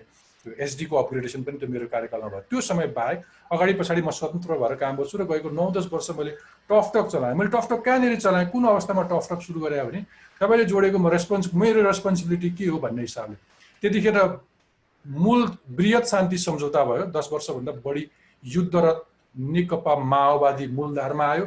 यहाँका डेमोक्रेसी प्र्याक्टिस गरिरहेका पोलिटिकल पार्टीहरूले एउटा अस्तिको भूमिगत पार्टीलाई ल्याउँदै गएपछि आम मानिसहरू अस्ति युद्ध गरेको पार्टी आयो भन्दै गरेपछि यहाँ सहरभरि चाहिँ छापामारहरू, हतियारसहित वाइसिएलहरू हिँडिरहेको बेलामा त्यो सामाजिक सद्भाव पनि रहोस्, शान्ति कायम गर्न सकियोस्, त्यो अस्ति न्यायको लागि भनेर लडेको युद्धरत माओवादीलाई मूलधारमा कसरी ब्लेन्ड गर्ने, यहाँका मान्छेहरूले तिनीलाई कसरी ट्रस्ट गर्ने र भोलि फेरि त्यो संविधान लेखनको प्रक्रियामा कसरी अगाडि बढ्ने, त्यस पछाडि यो सङ्घीय मामिलामा अगाडि कसरी जाने, यी अनेक विषयहरूमा छलफल गर्नुपर्छ, संवाद गर्नुपर्छ। कन्फ्लिक्टिङ पार्टीसँगै आएपछि त डायलगको प्रोसेसलाई इनिसिएट गर्नुपर्छ भन्ने एउटा पोइन्टले मैले सुरु गरेँ टफ टक। एउटा उद्देश्य। दोस्रो उद्देश्य के थियो भने टेलिभिजनमा कुनै गेस्टलाई बोलाएपछि एङ्कर मात्रै हावी हुने, आज पनि त्यो चलन छ, आफू मात्रै बोल्ने, सन्दर्भ नभइकन पनि आफूले जानेका शब्दहरू फुटाउने, अनेक प्रसङ्गहरू ल्याउने, आफू मात्रै बोल्ने, गेस्टलाई विज्ञलाई बोल्न नदिकन 1 घन्टा राखेर आफ्नो प्रवचन सुनाएर घर पठाउने चलन थियो। त्यो होइन, तपाईँले आफ्नो सोमा बोलाएपछि एउटा विज्ञलाई बोलाउने, उसको विचार आओस् र आम मान्छेले सुनुन्। यी 2टा उद्देश्यले सुरु गरे टफ टक। आज 9-10 वर्ष पुग्दै गएपछि मलाई कहिले कहिले के लाग्छ भने होइन, ठुला मान्छेहरूले मात्रै टेलिभिजनमा स्पेस पाए, आम नागरिकलाई कसरी जोड्ने भनेर अहिले पछिल्लो समय मैले टफ टक तपाईँसँग भन्छु, आम मान्छेसँग जोडिन्छु। कोभिडको लागि काम गरिरहेका, सडकमा काम गरिरहेका मान्छेहरू, सडकमा भात खुवाइरहेका मान्छेहरू, गरिबलाई, गाउँमा देहातमा काम गरिरहेको डक्टर्सहरूलाई, तल्लो तहको गाउँपालिका र नगरपालिकामा काम गरिरहेको राम्रा मेयर्सहरूलाई जोड्ने गर्छु, डक्टर्स विज्ञहरूलाई जोड्ने गर्छु। कसरी ती स्थानीय तहको सरकारले काम गर्न सक्छ, मेयरहरूले कसरी काम गर्ने, सरकारले कसरी काम गर्ने भनेर त्यो जोड्ने काम गर्छु। भनेको काम दिमाग पछाडि जहिले पनि मेरो जिम्मेवारी छ भन्ने, म त्यस्तै खालको समावेशितामा जोडिन्छु। मेरो कार्यक्रममा मैले अगाडिपट्टिको ठुलो कुर्सी हटाएर व्हीलचेयर युजरलाई टेलिभिजनको बिल्डिङमा व्हीलचेयर नजाने अपाङ्गता भएका साथीहरूलाई उचालेर लगेर बोकेर अगाडि राखेर इन्टरभ्यू गरिरहेको छु। म लैङ्गिक समानता त्यसरी नै जोड दिन खोज्छु, समावेशितालाई त्यसरी नै ध्यान दिन खोज्छु। समाजका हरेक वर्ग, भूगोलको हरेक वर्गको मान्छेहरू, देशभित्रका मान्छेहरूलाई मात्रै स्पेस होइन कि विदेशमा बस्ने, डायस्पोरामा बस्नेहरूको चाहिँ कुरा के छ त्यसरी जोड्न खोज्छु। भनेको किन तपाईँले टाउकोमा जुन जोड दिन खोज्नु त्यो जवाबदेहिता होइन, त्यो एउटा रेस्पोन्सिबल, एउटा इथिकल जर्नलिजम भन्ने तपाईँ काहीँ कुनै संयोगले तपाईँको भाग्यले भन्छु म त, कति साथीले त्यो भाग्यले त्यो त्यो त्यो त्यो त्यो मेरो आचरणभित्र पर्छ भन्ने नबुझेको कारण पनि छ। त्यो बुझिसकेपछि तपाईँलाई सजिलो हुँदछ, तपाईँको दृष्टिकोण फराकिलो हुन्छ, तपाईँको समाजमा मेरो जवाबदेहिता, तपाईँ अरूलाई प्रश्न गर्ने मान्छेले मलाई पनि मान्छेले प्रश्न गर्छन्, त्यस कारण मेरो पनि जवाबदेहिता छ भन्ने कुरा बुझ्नुपर्छ। त्यो भनेको चाहिँ तपाईँ निश्चित समयमा काम गरेपछि समाजका विभिन्न वर्गहरूसँग तपाईँ कति अन्तर्क्रिया गर्नुहुन्छ। पहिले पत्रकारिता एकोरो थियो, म टिभीबाट एकोरो बोल्थेँ, रेडियो एकोरो थियो, रेडियोले एकोरो बोल्थ्यो। तर पछिल्लो समय के लाभ दिएको छ भने म मेरा दर्शकसँग जोडिन सक्छु। म मेरा दर्शकसँग डे 1 देखि टफटकको पहिलो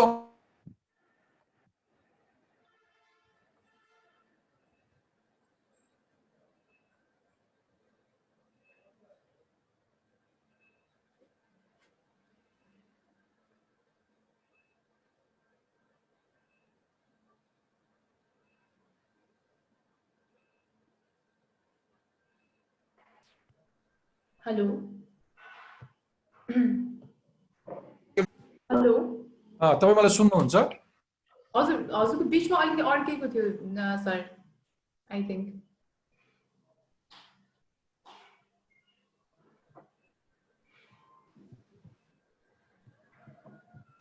सुन्नुहुन्छ तपाईँ? हजुर कहाँ पुगेपछि कट्यो मेरो कन्भर्सेसन? हजुरले इन्टरेक्सनको कुरा गर्दै हुनुहुन्थ्यो, पहिला हामी त्यो इन्टरेक्सन गर्दैनौँ। एब्सोल्युटली हो। सो तपाईँ एक्ज्याक्टली, सो तपाईँ टु वे कम्युनिकेसन जति गर्नुहुन्छ आफ्नो दर्शक श्रोतामा, उसले पनि तपाईँलाई अपडेट राख्छ, उसले तपाईँलाई इथिकल ग्राउन्डमा राख्छ। So it's two way. आजको दिनमा चाहिँ तपाईँलाई मिडियाको अथवा यो पछिल्लो emergence of digital technology, social मिडियाजहरूले तपाईँलाई कनेक्ट राख्न सक्छ। त्यस कारण मैले पर्सनली आफूलाई हेर्दाखेरि चाहिँ एउटा इथिकल, एउटा रेस्पोन्सिबल जर्नलिस्टको रोल निर्वाह गर्नुपर्छ। आजको भागदौडमा पपुलरिजमको पछाडि जानु पर्दैन भन्ने म जोड दिन चाहन्छु। तपाईँले मेरो आफ्नो गएको यो नाका बन्दाबन्दी सुरु भएपछि, सरी यो लकडाउन सुरु भएपछि मेरो गएको 6-7 महिनाको अङ्कहरू फर्केर हेर्नुभयो भने इट्स अल अबाउट कोभिड र कोभिड-19 को पनि घरको एउटा बैठकमा बत्ती बालेर, and in every episode of covid I try to link the local government with experts to local public to government to citizens. So every त्यो कम्युनिकेसन ग्यापलाई ब्रिज गर्न सकियो भने, एउटा नागरिकले आएर टकटकमा आफ्नो धारणा राख्न पायो भने सरकारले सुन्छ। सरकारको इन्फर्मेसन्सहरू मैले स्वास्थ्य मन्त्रालयको प्रवक्तालाई हात जोडी दर्जनौं पटक मेरो सोमा आएको छु। विज्ञहरूलाई अब के गर्ने नागरिकले आफ्नो घरमा भन्ने इन्फर्मेसनहरूदेखि त्योभन्दा बाहेक म घुमे फेरेको छैन होइन। भन्न खोजेको के भने अरू कुनै सस्तो मस्तो कुराहरू धेरै चल्न सक्छ आजको दिनमा, तर त्यो भन्दा पनि मेरो जिम्मेवारी के हो भन्ने कुरामा म चाहिँ तपाईले मलाई च्यालेन्ज गर्न सक्नुहुन्छ यो सन्दर्भमा। अरू टाढा जान्न, गएको 6 महिना मेरा कन्टेन्ट्सहरू हेर्नुभयो भने I will always try to find an answer. के को विषयमा भन्दाखेरि कोभिडको विषयमा सरकारले के गर्यो, स्थानीय सरकारले राम्रा गरेका कुराहरू यहाँ ल्याएर मैले डिसिमिनेट गरेको छु। वेस्टर्न वर्ल्डमा बस्नेहरू, तल युरोपदेखि अमेरिका हुँदै यो मिडल इस्टदेखि तल अस्ट्रेलियासम्म बस्ने आम नेपाली दाजुभाइहरू अहिले कसरी बसिरहेका छन्, तिनका दुःख सुख के छ, समस्या के छ, कहाँ अलपत्र परे भन्ने कुराहरू म टक फ्रम होम भनेर सधैँ जोडिरहेको छु। स्टुडियोमा जान नसक्दै डिस्टेन्स मेन्टेन गरेर घरबाट त चलाइरहेको छु। त्यो द्याट्स भेरी इम्पोर्टेन्ट एउटा पार्ट जस्तो लाग्छ मलाई। सेकेन्ड क्वेसन चाहिँ तपाईँले मलाई के भन्नुभएको थियो भने रिपिट गरिदिनुहुन्छ? हजुर अघि सर हजुरले मिडिया लिटरेसी कुरा थियो होइन, हामीले चाहिँ आफ्नो न्युजहरू आफै एकदमै रेस्पोन्सिबल भएर। हजुर, सो नेपालको कन्टेक्स्टमा चाहिँ लिटरेसी रेट एकदमै कम छ र exactly okay media literacy okay ठीक छ, मैले बुझेँ। मिडिया लिटरेसी चाहिँ के हो भने पछिल्लो समय चाहिँ यो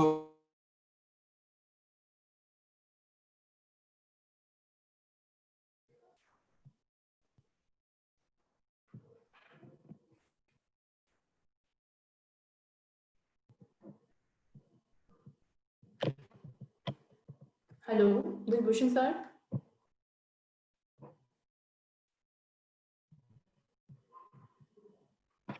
उहाँको कनेक्सन चाहिँ अलि वीक रहेछ let's wait for him to connect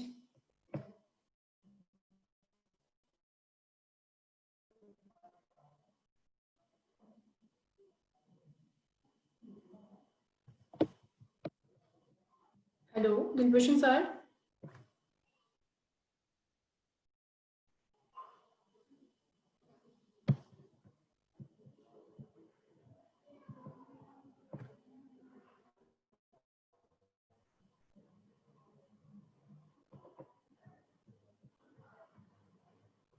okay हामी आई थिङ्क दिलभूषण सरको कनेक्सन अलिकति विक रहेछ we let us I think उहाँ पछि कनेक्ट गर्नुहुन्छ होला we can ask some other question to our other guest speaker मेरो अर्को क्वेसन चाहिँ प्रियङ्का म्यामलाई छ प्रियङ्का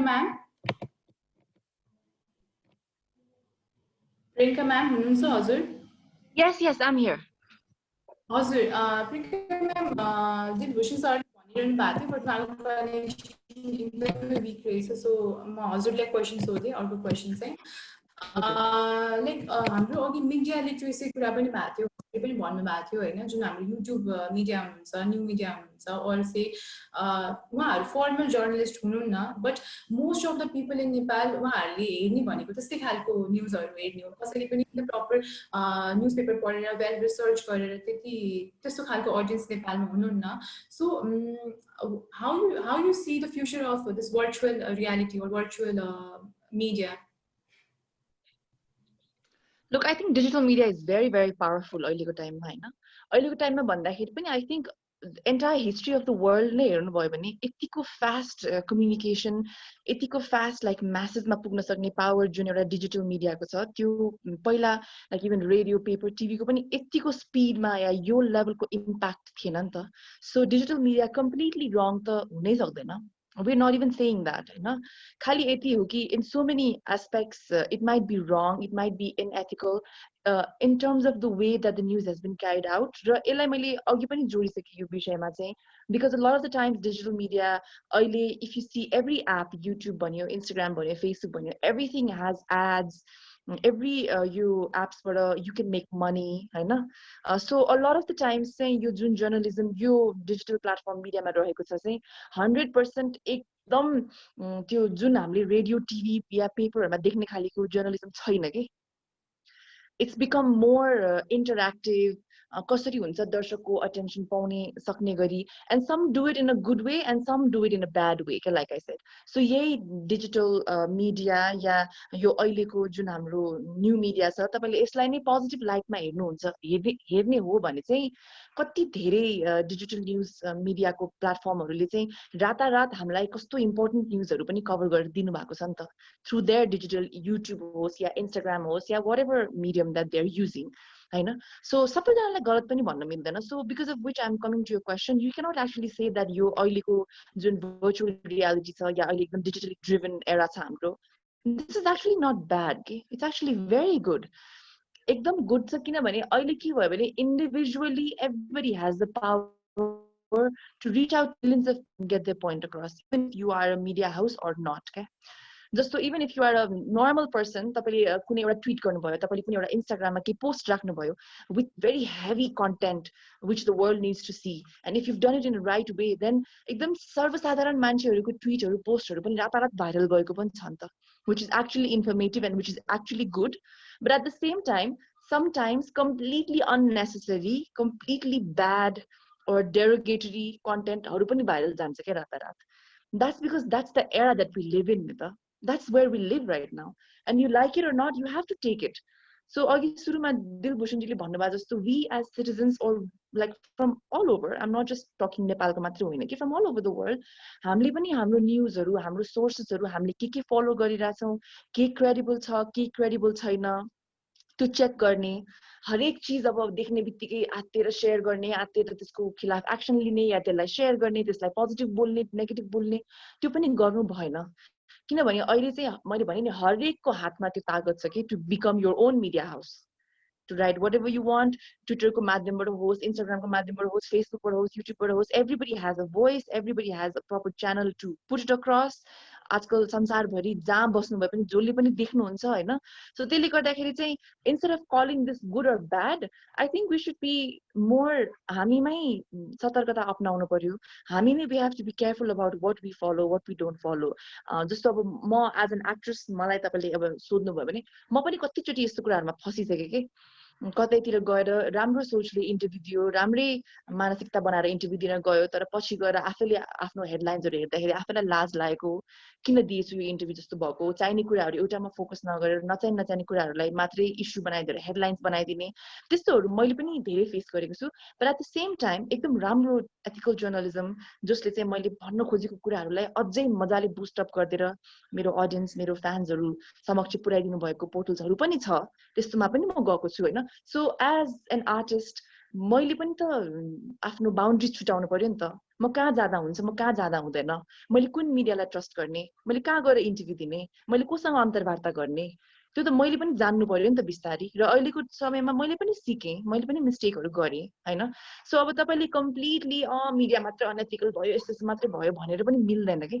हाम्रो पनि हातमा छ नि त, हामी केलाई फलो गर्छौं, हामी केलाई सुन्छौं, हामी कहाँ जान्छौं, हामीले त्यो किन इन्टरभ्यु दिन्छौं, हरेक चीज आफ्नुमा पनि नलेज हुन पर्यो, आफूले पनि जानेको बुझेको हुन पर्यो. क्रेडेन्शियल के छ यो मिडिया हाउसको, क्रेडिबिलिटी कतिको छ, पछिल्लो समयमा कस्तो कस्तो न्यूजहरु निकालेका छन्, कस्तो कस्तो भिडियोहरु निकालेका छन्, उहाँहरुको हेडलाइनहरु राख्ने कस्तो खालको पास्टमा कस्तो प्याटर्न छ, यो सबैहरु हेर्दै हामीले पनि बिस्तारै फिल्टर गर्न थाल्यो भने लास्टमा गएर हेर्नुस् यो जुन एकदम छिटो छिटो रातारात भाइरल हुने, छिटो छिटो चल्ने चीजहरु छिटो छिटो सेलाउँछ पनि के. आखिर लास्टमा गएर what actually has an impact is actually a good coverage नि त.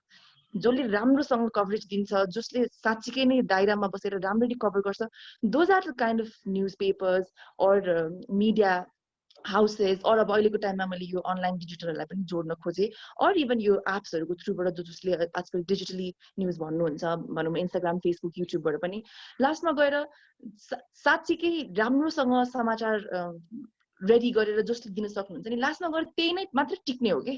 यो त संसारकै रीति हो के मेरो विचारमा. रातारात भाइरल हुने, रातारात हुने कोही पनि टिक्दैन, र त्यसमा चाहिँ हामीले पनि साथ दिनु पर्यो नि त. We can't be supporting, sharing everything that we see, going everywhere, doing everything. इन्टरभ्युमा पनि आफै जाने, पछि आफैलाई नराम्रो पनि आफैलाई लाग्ने, गाली पनि आफैले गर्ने, त्यो भन्दा त बरु अगाडि नै अलिकति यो सबै कुराहरु बुझेर गर्न सकियो भने चाहिँ I think it's better for everybody instead of just pointing the finger at one person or one like certain sectorलाई मात्र नभनेर चाहिँ सबैजनाले मिलेर यसलाई पोजिटिभ वेमा अझै राम्रोसँग हामीले अगाडि बढाउन सक्छौं जस्तो लाग्छ मलाई चाहिँ. हजुर ma'am, thank you so much ma'am. Now we will be continuing with Dilbhushan sir. I'll please join गर्न भएको छ I guess. Dilbhushan sir, you're there? I think उहाँको भिडियो अहिले पनि स्टक नै भइरहेको छ जस्तो छ. हजुर, उहाँको स्टक नै भइराखेको रहेछ connection. Okay. I think next question would be to Sangeeta ma'am. Sangeeta ma'am?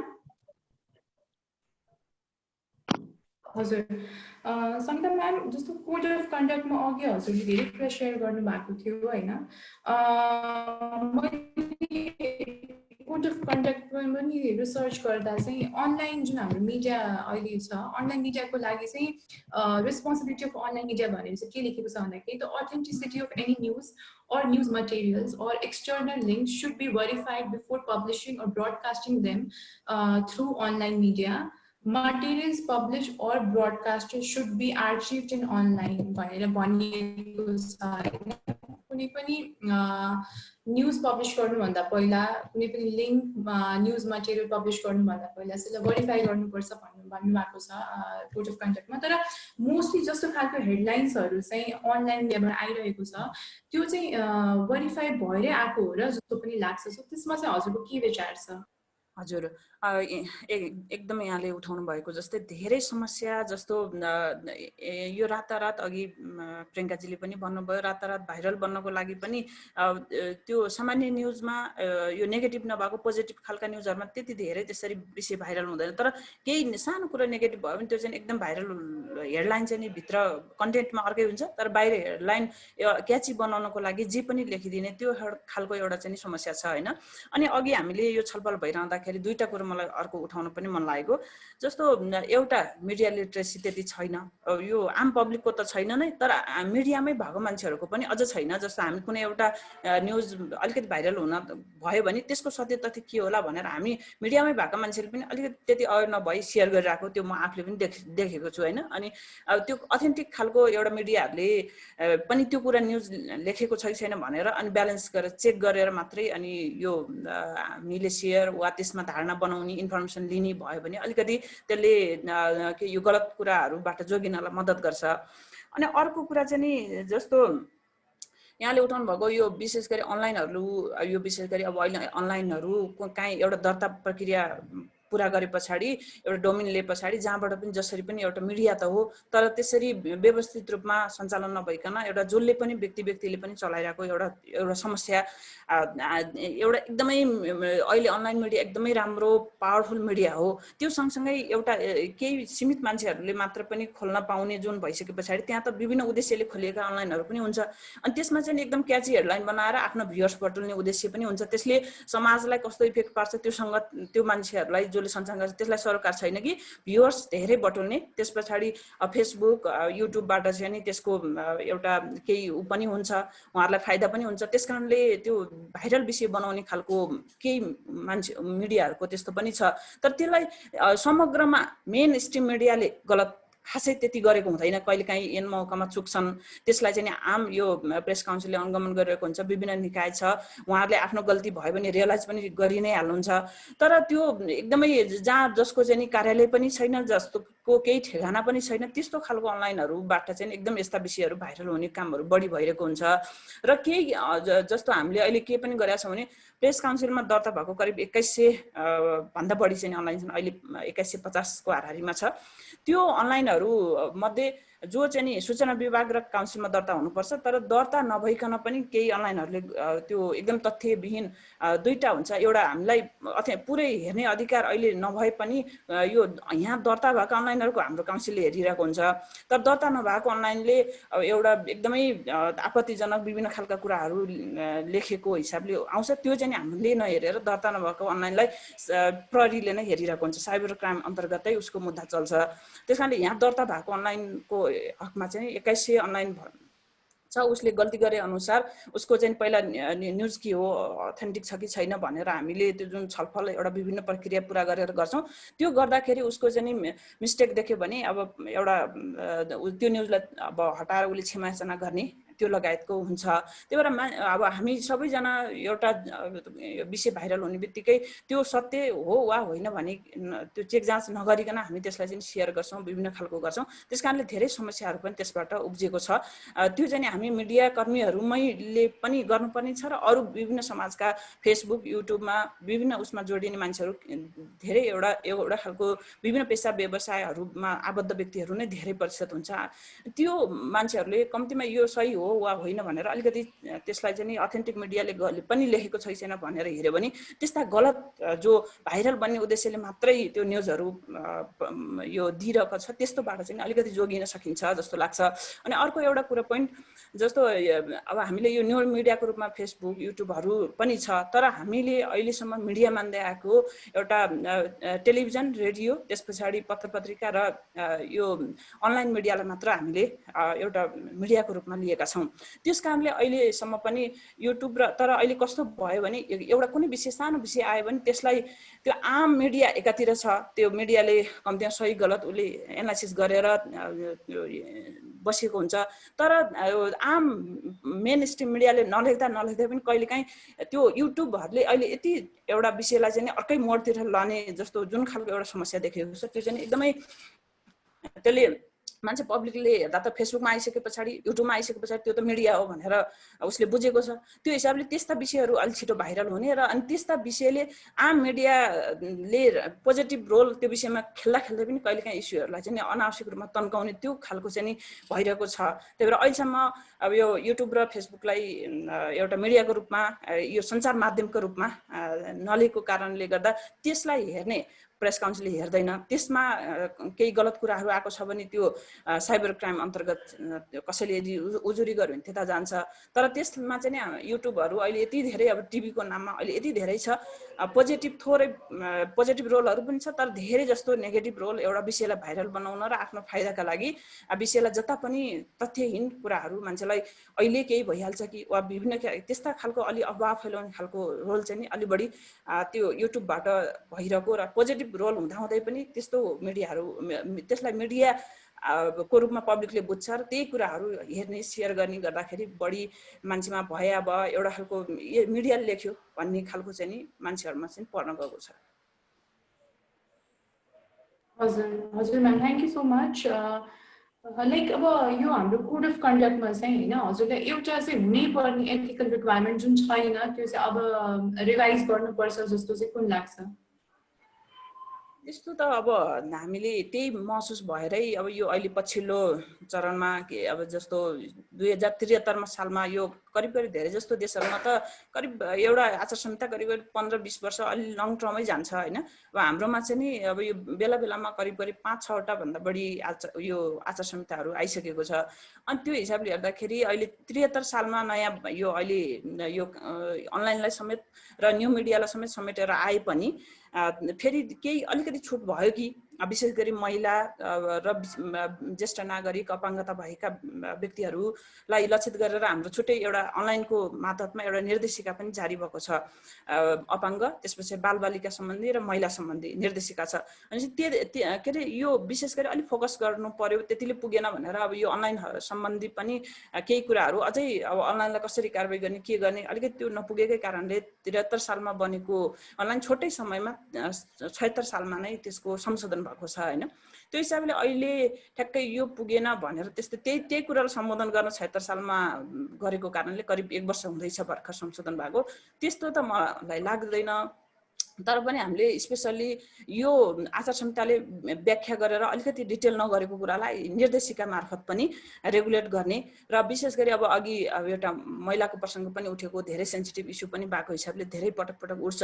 अनि त्यसमा पनि महिला र अब पिछडिएको अब विभिन्न अपाङ्गता विभिन्न भएको केसमा चाहिँ उजुरी आयो भने त्यो चाहिँ अझ त्यसलाई फास्ट ट्र्याकबाट काउन्सिलले चाहिँ हल गर्ने, त्यसको निरूपण अलिक अरू केसलाई भन्दा अझ यसलाई प्राथमिकतापूर्वक त्यसको छिनोफानो गर्ने जुन खालको चाहिँ गरेको छ होइन।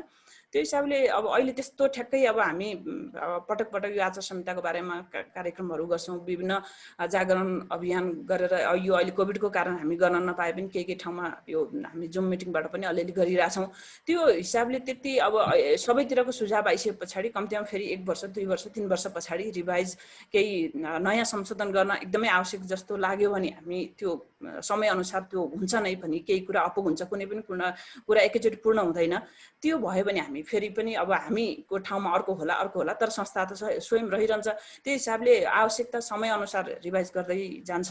तर करिब करिब 1 वर्ष अगाडि मात्रै गरेको कारणले करिब करिब यो अनलाइनको पाटोलाई समेट्नको लागि त्यसले संशोधन अस्तिको पटक भएको हो। त्यस्तो खासै यो संशोधनै गर्ने भन्दा नि कार्यान्वयनको पाटोलाई चाहिँ अलि जोड दिनुपर्छ कि त्यसको लागि अलि अभियानहरू जारी गर्नुपर्छ कि जस्तो लाग्छ मलाई। हजुर हजुर म्याम, थ्याङ्क यू। हजुर आई थिङ्क सोसियल रेस्पोन्सिबिलिटी सेक्सनको बारेमा भन्नुभयो भर्खर जुन कोड अफ कन्डक्टमा छ त्यसमा महिला पनि इन्क्लुड हुनुहुन्छ होइन म्याम? हजुर हजुर त्यही सेक्सन। हजुर हुन्छ म्याम। अब दिलभूषण सर फेरि हामीसँग हुनुहुन्छ है त सर, अघिको कुरालाई कनेक्ट गर्दा हुन्छ होला?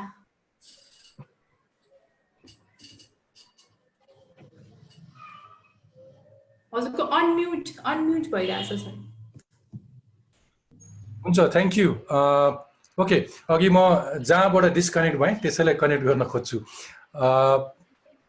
हामी सम्भवतः त्यतिखेर डिजिटल लिट्रेसीको कुरा गर्दै थियौँ, राइट पुनमजी?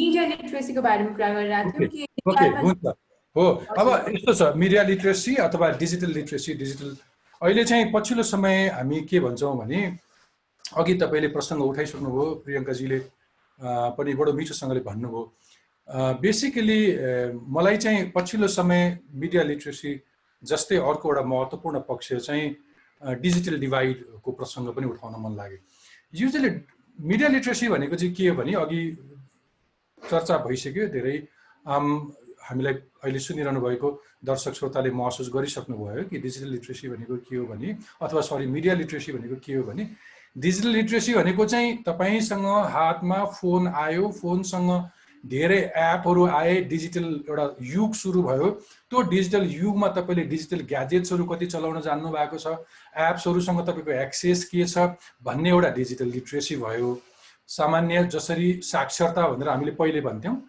त्यो साक्षरता चाहिँ ऊ स्कुलमा गएर कति धेरै पढ्यो पढेन उसको चाहिँ शैक्षिक साक्षरता कति छ भन्ने एउटा बुझाइ थियो भने अहिलेको युग अनुसार डिजिटल लिटरेसी हो त्यसमा मिडिया लिटरेसी भनेको चाहिँ तपाईँले मेरा लागि कहाँ उपयुक्त सूचना छ मैले कहाँबाट लिने फर इक्जाम्पल म एउटा फेसन डिजाइनर हो भने मसँग सम्बन्धित इन्फर्मेसनको एक्सेस मैले चाहेको खटाएर लिनेदेखि लिएर अहिलेको अझ मिडिया लिटरेसी चाहिँ हामीले पस्किने सूचनाहरूमा कागले कान लग्यो भनेर दौडेर जाने होइन कि यो सूचनामा कति धेरै आधिकारिकता छ यो सूचना कुन पत्रकारले अथवा कस्तो बाइलाइनमा लेखिएको छ यो जर्नलिस्टको क्रेडिबिलिटी भन्छौँ म गएको 30 वर्षदेखि यो पेसामा भए पनि मैले हिजो साँझ कस्तो खालको रिपोर्टिङ गरेको थिएँ अथवा मैले हिजो कस्तो मान्छेलाई लिएर कस्तो अन्तर्वार्ता गरेँ त्यहाँबाट मेरो लाइफ सुरु हुन्छ भनेर भन्छन् मेरो पछिल्लो एउटा कामले मेरो दशकौँको मेरो क्रेडिबिलिटी कोल्याप्स हुन सक्छ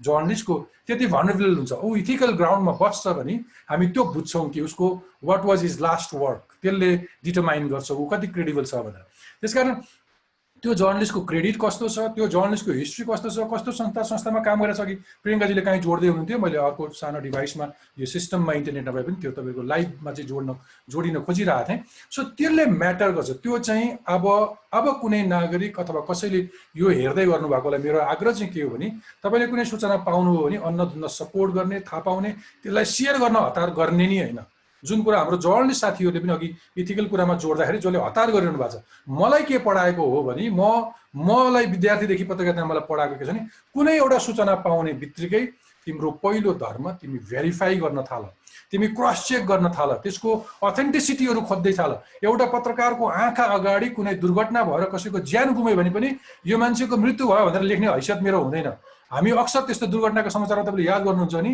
यो दुर्घटनामा यसरी मान्छे मरेको कुरा मृत्यु भएको कुरा प्रहरीले जनाएको छ भन्छ मृत्यु भएको घोषणा गर्ने प्रहरी हो त्यसलाई भन्ने प्रहरी हो म कोट गर्ने मात्रै हो रिपोर्टर भन्छ नि रिपोर्ट करेस्पोन्डेन्ट भन्छ नि हामीले सूचना प्रवाह गर्ने हो मैले जे देख्यो त्यही भन्ने होइन त्यहाँका समाजका सरकारवाला आधिकारिक निकायहरूले त्यसलाई पुष्टि गरेको सूचना मात्रै तपाईँ पाठक दर्शक श्रोताकामा ल्याउनुपर्छ त्यसकारण त्यो जवाबदेही पत्रकारबाटै जोडिन्छ त्यसकारण पाठक श्रोताले पाएको इन्फर्मेसन पनि आजको युगमा चाहिँ यति धेरै सूचना भयो कि त्यहाँनिर अनभेरिफाइड फेक न्युज पनि हुनसक्छ फेक न्युज फेरि सत्य समाचार भन्दा काल्पनिक भ्रमपूर्ण तथ्यहीन समाचार चाहिँ सबभन्दा चाँडो ट्राभल गर्छ भन्छन् मैले राम्रो सूचना दिएँ भने तपाईँले त्यसलाई क्यारी गर्नुहुन्न गलत सूचना आयो भने तपाईँले त्यो अर्कोलाई सेयर गर्नुहुन्छ त्यसको यात्राको गति एकदम फास्ट हुन्छ भने fake news travels 6 times faster than the real news भनेर एउटा मिडिया एमआइटीले अमेरिकन एउटा इन्स्टिट्युट एमआइटीले गरेको रिसर्चमा देखिन्छ त्यतिकै अगाडिको पुरानो स्टडी हो पछिल्लो स्टडीहरूमा म अपडेटेड छैन त्योभन्दा अरू धेरै फाइन्डिङ्सहरू आइसकेको छ अब प्रश्न के भने सो त्यस्तै दर्शक श्रोताले पनि पाएको सूचना हतार गरेर विश्वास गर्ने होइन कि त्यसलाई भेरिफाई गर्ने विधि छ केही नगर्ने तपाईँ चुप लागेर बस्दा हुन्छ त्यो सूचनालाई पुष्टि गर्ने अरू सञ्चार माध्यमहरूले पनि तपाईँले विश्वास गरेका माध्यमहरूले पनि क्यारी गरे भने त्यो आफै भेरिफाइड भयो होइन तपाईँलाई चासो छ त्यसलाई छोड्नै सक्दिनँ भने पनि एटलिस्ट वेट एकछिन केही समय पर्खिनु हो भने त्यो भेरिफाइड हुन्छ फर्मल सोर्सेसहरूबाट आउँछ त्यो हतारमा गर्नेहरूले भेरिफाई अहिले फेरि पछिल्लो समय के छ भने अघि मैले भने मेरो स्कुलबाट आएकोलाई भेरिफाई गरेर मात्रै समाचार छाप्नै भनिन्थ्यो अहिलेकोलाई के छ भने ब्रेक गरिहाल इन्फर्मेसन ब्रेक गरिहाल अनि पछि भेरिफाई गर्दै गर भन्ने खालको स्कुलिङ पनि छ, त्यो which is a bad schooling, त्यो राम्रो तरिका होइन। पहिले भेरिफाई नै गर्नुपर्छ। इन्फर्मेसनले हार्म गरे बिगार्नु भऱ्यो भने त बिगारिहाल्यो नि। प्रियङ्काजीहरूलाई सोध्नुहोस्, उहाँहरूको निजी जीवनमा कति सञ्चार माध्यमले, कति म जस्ता पत्रकारले उहाँहरूलाई करियरैमा अप्ठ्यारो पारिदिएको छ, कति च्यालेन्जेसहरू ल्याएको छ, कति धेरै निराशाहरू ल्याएको छ। बलियो मान्छे धान्दै यहाँसम्म आउने हिस्ट्री छ उहाँको, होइन, क्यारी गर्न सक्नुपर्छ, त्यो एउटा अर्को पार्ट हो। तर त्यसरी हार्म गरेको केसेसहरू अति धेरै छ, अरू धेरै नेगेटिभ इम्प्रेसन त्यो छ। अब डिजिटल डिभाइड मैले जोड्न खोजेको चाहिँ के भने, अर्को चाहिँ यदि देशभरिको तपाईँसँग 24 घण्टा वाइफाईको एक्सेस छ, इन्फर्मेसन कम्युनिकेसनको एक्सेस छ, टेक्नोलोजीको इन्फर्मेसनसँगको एक्सेस छ, तर कति गाउँमा गयो भने त्यो खाल्डोमा नेपाल टिभीको टेलिकमको दूरसञ्चारको सिग्नलै नआउला, अथवा त्यो पर्टिकुलर कति जिल्लाका गाउँहरूमा खोल्साखाल्चीमा उसको त्यहाँ डेटै चल्दैन, कहिले पनि इन्टरनेट चल्दैन। वाइफाईको एक्सेस 24 घण्टा तपाईँको मेरो घरको जस्तो वाइफाईको एक्सेस छैन, हरेक नागरिकसँग त्यो ट्याबको एक्सेस छैन, त्यो चाहिँ हामी डिजिटल डिभाइड भन्छौँ। अस्ति आयो नि, हामी स्कुलका बच्चाहरूलाई चाहिँ ल त्यसो भए अनलाइनबाट पढाउँ भन्दाखेरि स्कुल छोडिदिनुहोस्, काठमाडौँ युनिभर्सिटीको ग्रेजुएसन लेभल पढ्दै गरेका कति विद्यार्थीहरूसँग ल्यापटप थिएन, कति विद्यार्थीसँग 24 घण्टा इन्टरनेट थिएन।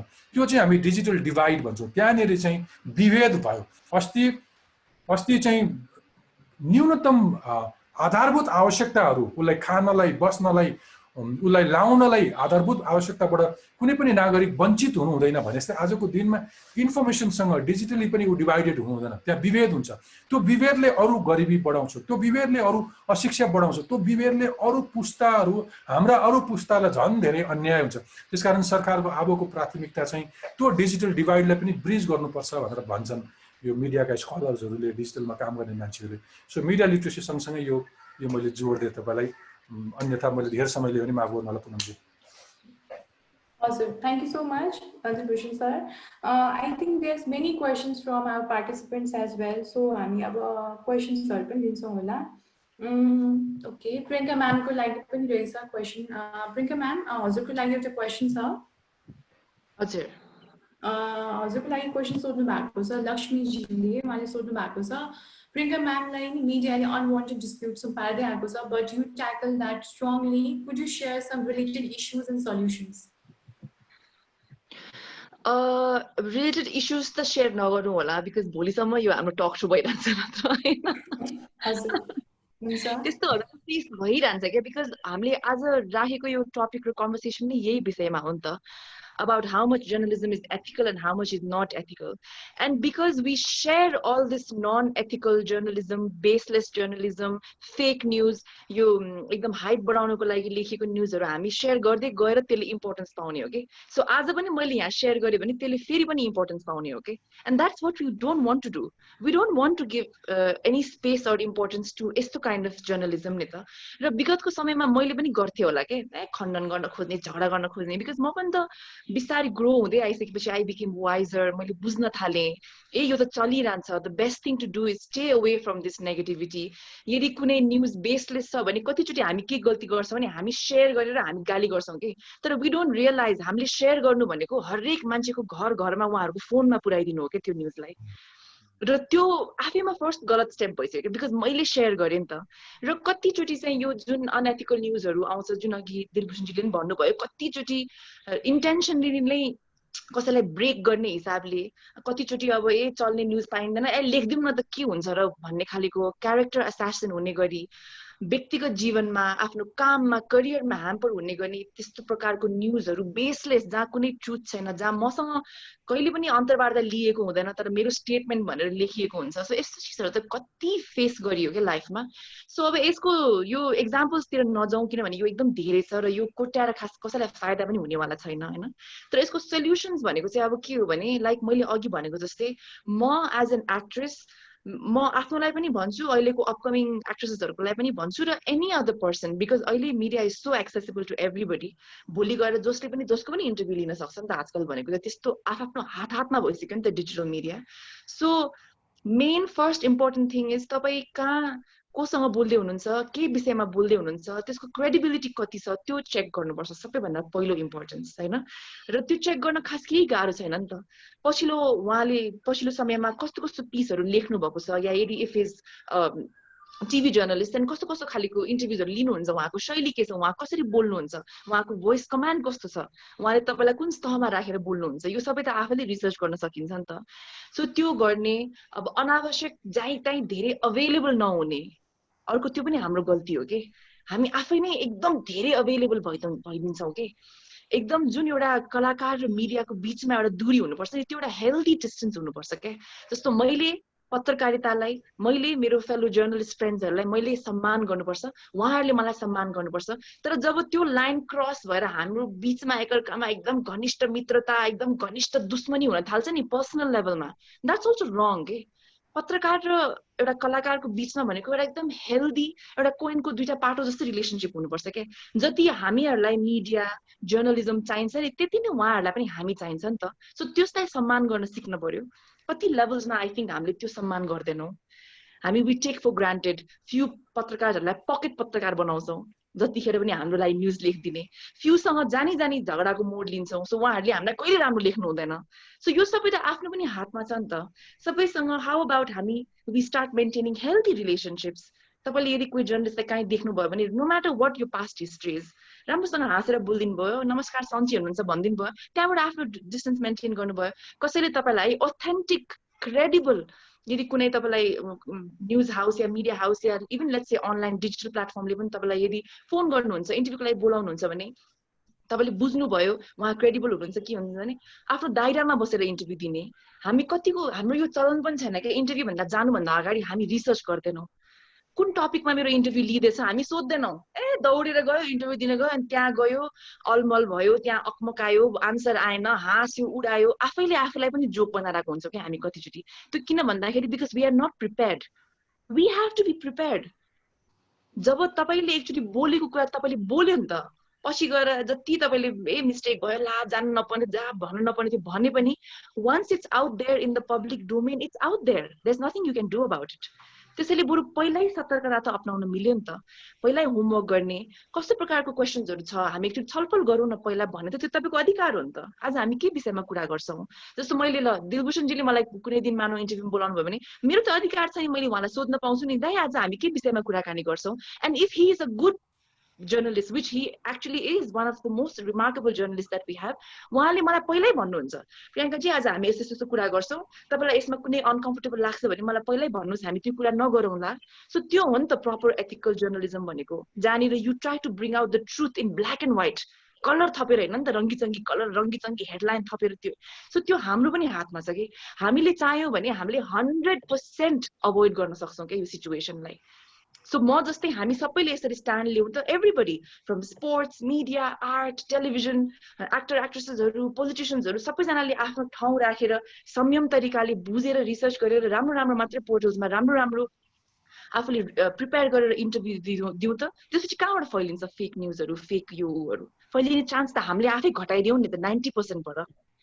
अनि त्यसपछि पनि अब जुन यो क्लिक बेटहरू आउँछ जहाँ आफूले बोलेकै हुँदैन, नाना थरी लेखेर गरेको हुन्छ, त्यहाँ हाम्रो दर्शक श्रोताले आफै यति गाली गरिदिनुहुन्छ नि तल, तपाईँ इन्भल्भै हुनु पर्दैन कि, तपाईँले सेयर पनि गर्नु पर्दैन, तपाईँले त्यो विषयमा बोल्नु पनि पर्दैन। त्यो जसरी रातारात आउँछ त्यसरी नै रातारात सेलाएर जान्छ।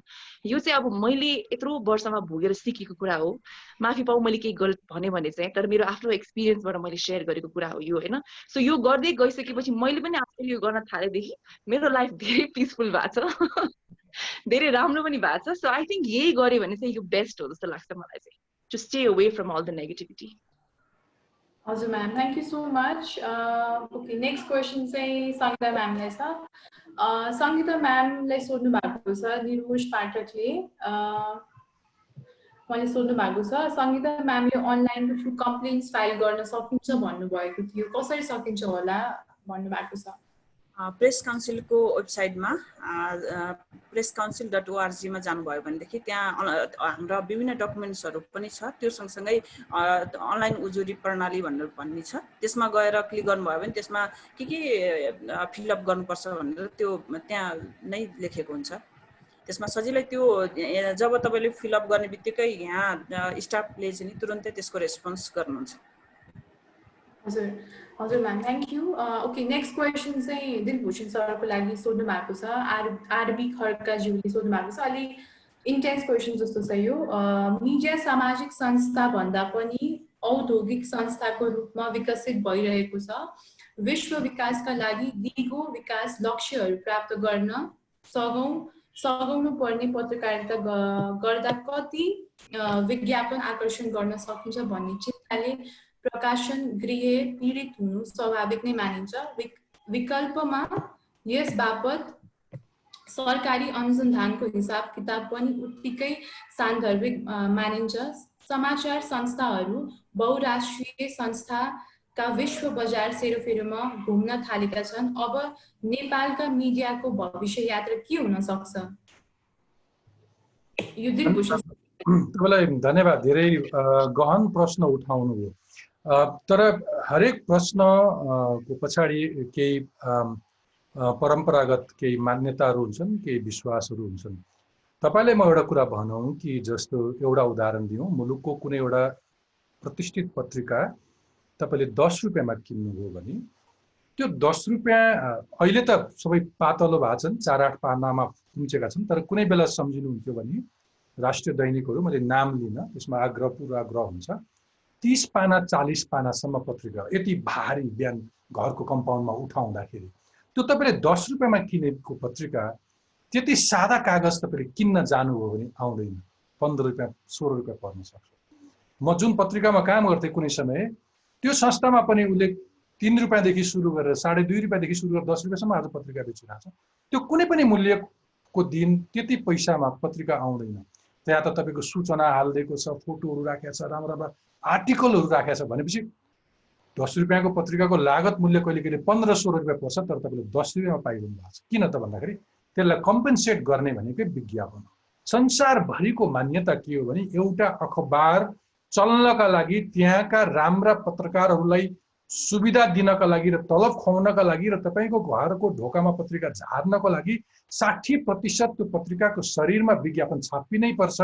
यदि 60% उपयुक्त मूल्यमा छापिएन भने त्यसले त्यसको मूल्य तिर्न सक्दैन भनेर भन्छन्। त्यो सामान्यतः कुनै टेलिभिजनले पनि मलाई आजको कोभिडको भएमा म मेरो पेसाप्रति लगाव राखिराख्नलाई र काम गर्नको लागि मलाई त्यो संस्थाले मलाई निश्चित तलब दिनुपर्छ। एउटा टिभी रिपोर्ट बनाउनको लागि एउटा रिपोर्टरले स्क्रिप्ट लेख्ला, ऊ रिपोर्टिङमा जाला, उसँग क्यामेराम्यान जोडिन्छ, मेसिन बोकेर खिच्न गएको हुन्छ, लिएर आएको चिज स्क्रिप्ट लेख्छु, त्यसको एडिट गर्ने अर्को एडिटर हुन्छ, भिजुअलको अर्को एडिटर हुन्छ, त्यो सादा तपाईलाई देखाउने सम्ममा धेरै प्रोसेसहरू हुन्छ, धेरै मान्छेहरू इन्भल्भ हुन्छन्। ती सम्पूर्ण मान्छेको मूल्य तिर्ने विज्ञापनले नै हो, अरू विकल्प छैन। तर तपाईले भनेको सत्य कहाँनिर हो भने सञ्चार संस्थाहरू कमाउने चिन्तामा पनि छन्, कमाउने भाँडो पनि बनाएका छन्। जवाबदेहिता र जिम्मेवारी छोडिदिनुहोस्, कमाउनका लागि मात्र, अख्तियार अधिकारहरू दुरुपयोग गर्नका लागि मात्रै, सरकारी टेन्डरहरू लिनका लागि मात्रै, नीतिगत इन्फ्लुएन्स गर्नका लागि मात्रै पनि धेरै सञ्चार गृहहरू आजको दिनमा खुल्दै आएका छन्, खुलिरहेका छन्, चलिरहेका छन्। कति धेरै पत्रकारहरूले मेरो जस्तै ठुलो आवाजमा इमानदारिताको कुरा गर्लान्, पत्रकारिताको कुरा गर्लान्, राज्यले प्रश्न उठाइरहलान्, हरेक दिन कर्मचारीलाई गाली गर्लान् बिहान बिहान, तर तिनले पनि लुकेर धन्दा चलाइरहेको हुनसक्छ। खतरा कुरा छ। देखाउने अनुहार एउटा कुरा हुनसक्छ, तर त्यसको व्यवहारिक पक्ष अर्को हुनसक्छ। हात्तीका दुईटा दाँत भनिन्छ। तर त्यसको पछि मलाई पुनमजीले सोध्नु होला कि ती विकृतिहरू व्यतिथिहरू कसरी सम्हाल्ने, तिनलाई कसरी निगरानी गर्ने भन्ने प्रश्न उहाँले जब उठाउनुहुन्छ, म त्यसको जवाब दिउँला। अहिले तपाईँलाई यति मात्रै जवाब दिएँ कि तपाईँले भनेको सत्य हो, तर अर्को सबल पक्ष नबिर्सिनुहोस्। आजको दिन सरकारलाई अम्ला उठाउनलाई, सरकारले गरेका हरेक भ्रष्टाचारमा प्रश्न उठाउनलाई आज सरकारले के गर्दैछ तपाईलाई थाहा छ? मल ल्याउन आँटेको ठेकदारलाई कालो सूचीमा राख्न खोज्दैछ, उसको ठेक्का कन्ट्र्याक्ट तोड्न खोज्दैछ। पत्रकारले सडकमा ठेकेदारहरूले लिएका सडकहरू राम्रो बनेनन्, सडक पुल चालु हुनुभन्दा अगाडि बाङ्गियो, भाँचियो, खस्यो भनेर भनेपछि के भयो? सबै ठेकेदारहरूलाई ब्ल्याक लिस्ट गर्यो। त्योभन्दा अगाडि सरकारले गरेका थिएन। मिलेर खाने चलन थियो, नीतिगत भ्रष्टाचार थियो। कसले प्रश्न उठायो? प्रेस जगतले हो नि। बरु अझ कतिसम्म विश्वास प्रेसलाई भने हामी कहिले कहिले कसैको व्रतबन्धमा गएका छौँ, कसैको बिहा भोजमा गएका छौँ, मामा घरमा गएका छौँ भने त्यहाँ भेटेका शुभचिन्तकहरूले के भन्नुहुन्छ भने फलानालाई ठोकेर लेख्नुहोस् न भनेर भन्नुहुन्छ। हामी ए बाबा ठोक्ने काम नगरौँ न, ठोक्ने कुरा होइन, तर उजागर गर्ने काम चाहिँ हाम्रो हो। तर समाजका अरू अङ्गहरू, अरू निकायहरू, अरू सोसियल इन्स्टिट्युसन्सहरू छ नि त, अदालत छ, प्रहरी छ, तपाईँको टोलमा सडक बनेन अथवा ठेकदारले लिएको सडक 1 वर्षमा सक्नुपर्ने थियो, 2 वर्षमा सक्नुपर्ने थियो, 4 वर्षसम्म सकेन भने तपाईँले त्यो सूचनाको अधिकार छ। तपाईँको त्यो स्थानीय निकायमा सोध्नुहोस्, कसको ठेकदार हो, किन हो, ठेकदारसम्म तपाईँले पुग्न पाउनुहुन्छ, नागरिकको तहबाट तपाईँले विरोध जनाउन पाउनुहुन्छ, डेलिगेसन जान पाउनुहुन्छ, सरकारी संयन्त्रहरूलाई कल गर्न पाउनुहुन्छ। तर तपाईँ नागरिकको तहबाट त्यति धेरै हुँदैन। तपाईँले के गर्नुहुन्छ, पत्रकारलाई बोलाएर यो लेख्देऊ न भन्नुहुन्छ। किनभने आजसम्म राम्रो काम गरेकोले, आजसम्म पत्रकारले त्यस्ता कुराहरू उजागर गरेकोले, तपाईँहरूको विश्वास भएको हिसाबले पछिल्लो केही रिसर्चहरू थियो कि नागरिकहरूले सबैभन्दा विश्वास गर्ने संस्थाहरू के हुन्? अदालत, कार्यपालिका, हैन, सांसदहरू अथवा संसद, स्थानीय सरकार, बीचको सरकार अथवा प्रदेश सरकार अथवा संघीय सरकार, केन्द्रीय सरकार भन्दै गर्दाखेरि पत्रकारिता क्षेत्र पत्रकारहरूलाई एउटा विश्वास भनेर भनिएको थियो। किनभने हामी पब्लिकको भोइस बोल्छौँ। त्यो बोलिसकेपछि, लेखिसकेपछि ती संयन्त्रहरूले, ती संस्थाहरूले त्यसलाई तदारुकताका साथ त्यसमा छानबिन गर्नै पर्छ, सोधीखोजी गर्नै पर्छ। कति भ्रष्टाचारको कुराहरू प्रेसले उठाएपछि बल्ल अख्तियारको आँखा खुलेको छ अनि अख्तियारले त्यहाँ गएर कारबाही सुरु गरेको छ। त्यसैले यसको सकारात्मक पक्षहरू छन्। तर म यो नकार्दिनँ कि तपाईँले भनेको धेरै सञ्चारगिरीहरू व्यापारिक हुन खोज्दैछन्, धेरै सञ्चारहरू नाफाखोरी हुन खोज्दैछन्। यो चाहिँ यो सूचना, यो पत्रकारिता क्षेत्र फेरि नाफा नहुने व्यवसाय होइन, फेरि व्यापार हो नि। फेरि उसले व्यापार पनि गर्छ यत्रो लगानी गरिसकेपछि, तर अरू व्यापार जस्तो होइन, रडको कारखाना अथवा सिमेन्टको फ्याक्ट्री अथवा चाउचाउ फ्याक्ट्री जस्तो होइन। यहाँ केही जवाबदेहिता छ, यहाँ केही जिम्मेवारिता छ, यहाँ केही अनुशासन छ, यहाँ उसले टाउकोमा केही जिम्मेवारी बोकेको छ। तर त्यसलाई चाहिँ क्रस चेक गर्ने नागरिकको तहबाट हामीले गर्नेहरू विधिहरू छन्। म क्रमैसँग आउँछु। धन्यवाद। तपाईँको प्रश्नको लागि धेरै धन्यवाद। महत्त्वपूर्ण प्रश्न उठाउनुले। Thank you so much. Sir. Next question is Priyanka ma'am ने एकदम interesting question सोध्नु भएको छ। Amit Sunamle, is there any planning role on the awareness movie or short movie like social victims, nepotism, caste discrimination to change the social manner? You say Priyanka ma'am ने सोध्नु भएको छ। Thank you for your question. तर I think यस्तो विषयमा मुभिजहरु बनि नै रहेको छ के। There's actually different kind of social movies जुन बनि नै रहेको हुन्छ, पहिलादेखि बनिरहेको छ, अहिले पनि बनिरहेको हुन्छ। But more than movies, I think यस्तो कुरामा चाहिँ to get your own general awareness and to make sure that you're going on the right path चाहिँ change हामीले आफैबाट ल्याउनुपर्छ जस्तो लाग्छ के मलाई। Like I said, I'm very connected with my अघिनको question, हैन? Because movies will tell a story नि त। अनि यो भनेको चाहिँ it's not something that you have to understand by telling a story. This is about trusting your own conscience. This is about trusting your own self and relying on the kind of news sources which are credible. र यो प्रकारको research र यो प्रकारको understanding तपाईं भित्र आफै नै हुनुपर्छ जस्तो लाग्छ के मलाई, to understand which kind of news you should follow, which you shouldn't follow. र अघि नै बिल्सुनजीले भन्नुभएको जस्तो तपाईले कुनै news भेट्नुभयो and if you're not sure if this is right or wrong, then तपाईले केही पनि गर्नु पर्दैन के. You just have to wait until a credible source, wait until अर्को proper credible media houses ले पनि त्यही news run गर्यो, त्यही कुरालाई अगाडि बढ्यो भने then you'll be sure okay, no, this is verified and I can trust it भनेर.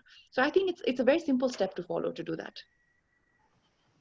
हजुर म्याम, उहाँले चाहिँ हजुरले यस्तो कुनै मुभी खेल्न इन्ट्रेस्टेड हुनुहुन्छ भनेर पनि सोध्नु भएको थियो एक्चुअली, अनि such any like issues like caste discrimination or social issues ma त्यस्तो कुनै definitely any kind of movies मैले actually आयंका फाउन्डेसन सँग रहेर पनि धेरै यस्तो social topics हरुमा movies हरु बनाइ नै रहेको छु, गरि पनि रहेको छु. आयुष र मैले मिलेर स्टार्ट गरेका थियौ हैन. र तपाईले YouTube हरुमा खोज्नु भयो भने पनि there are many topics that we've tried to cover. We've worked with UNICEF, दुईटा प्रोजेक्ट UNICEF सँग गरेका छौं. So different चीजहरुमा हामीले गरि नै रहेका छौं र अघिल्लो आउने दिनहरुमा पनि once COVID gets a little better, situation gets a little better, हामी अझै पनि त्यसमा कन्टिन्यू गरेर काम चाहिँ गरि नै रहन्छौं आउने दिनहरुमा पनि.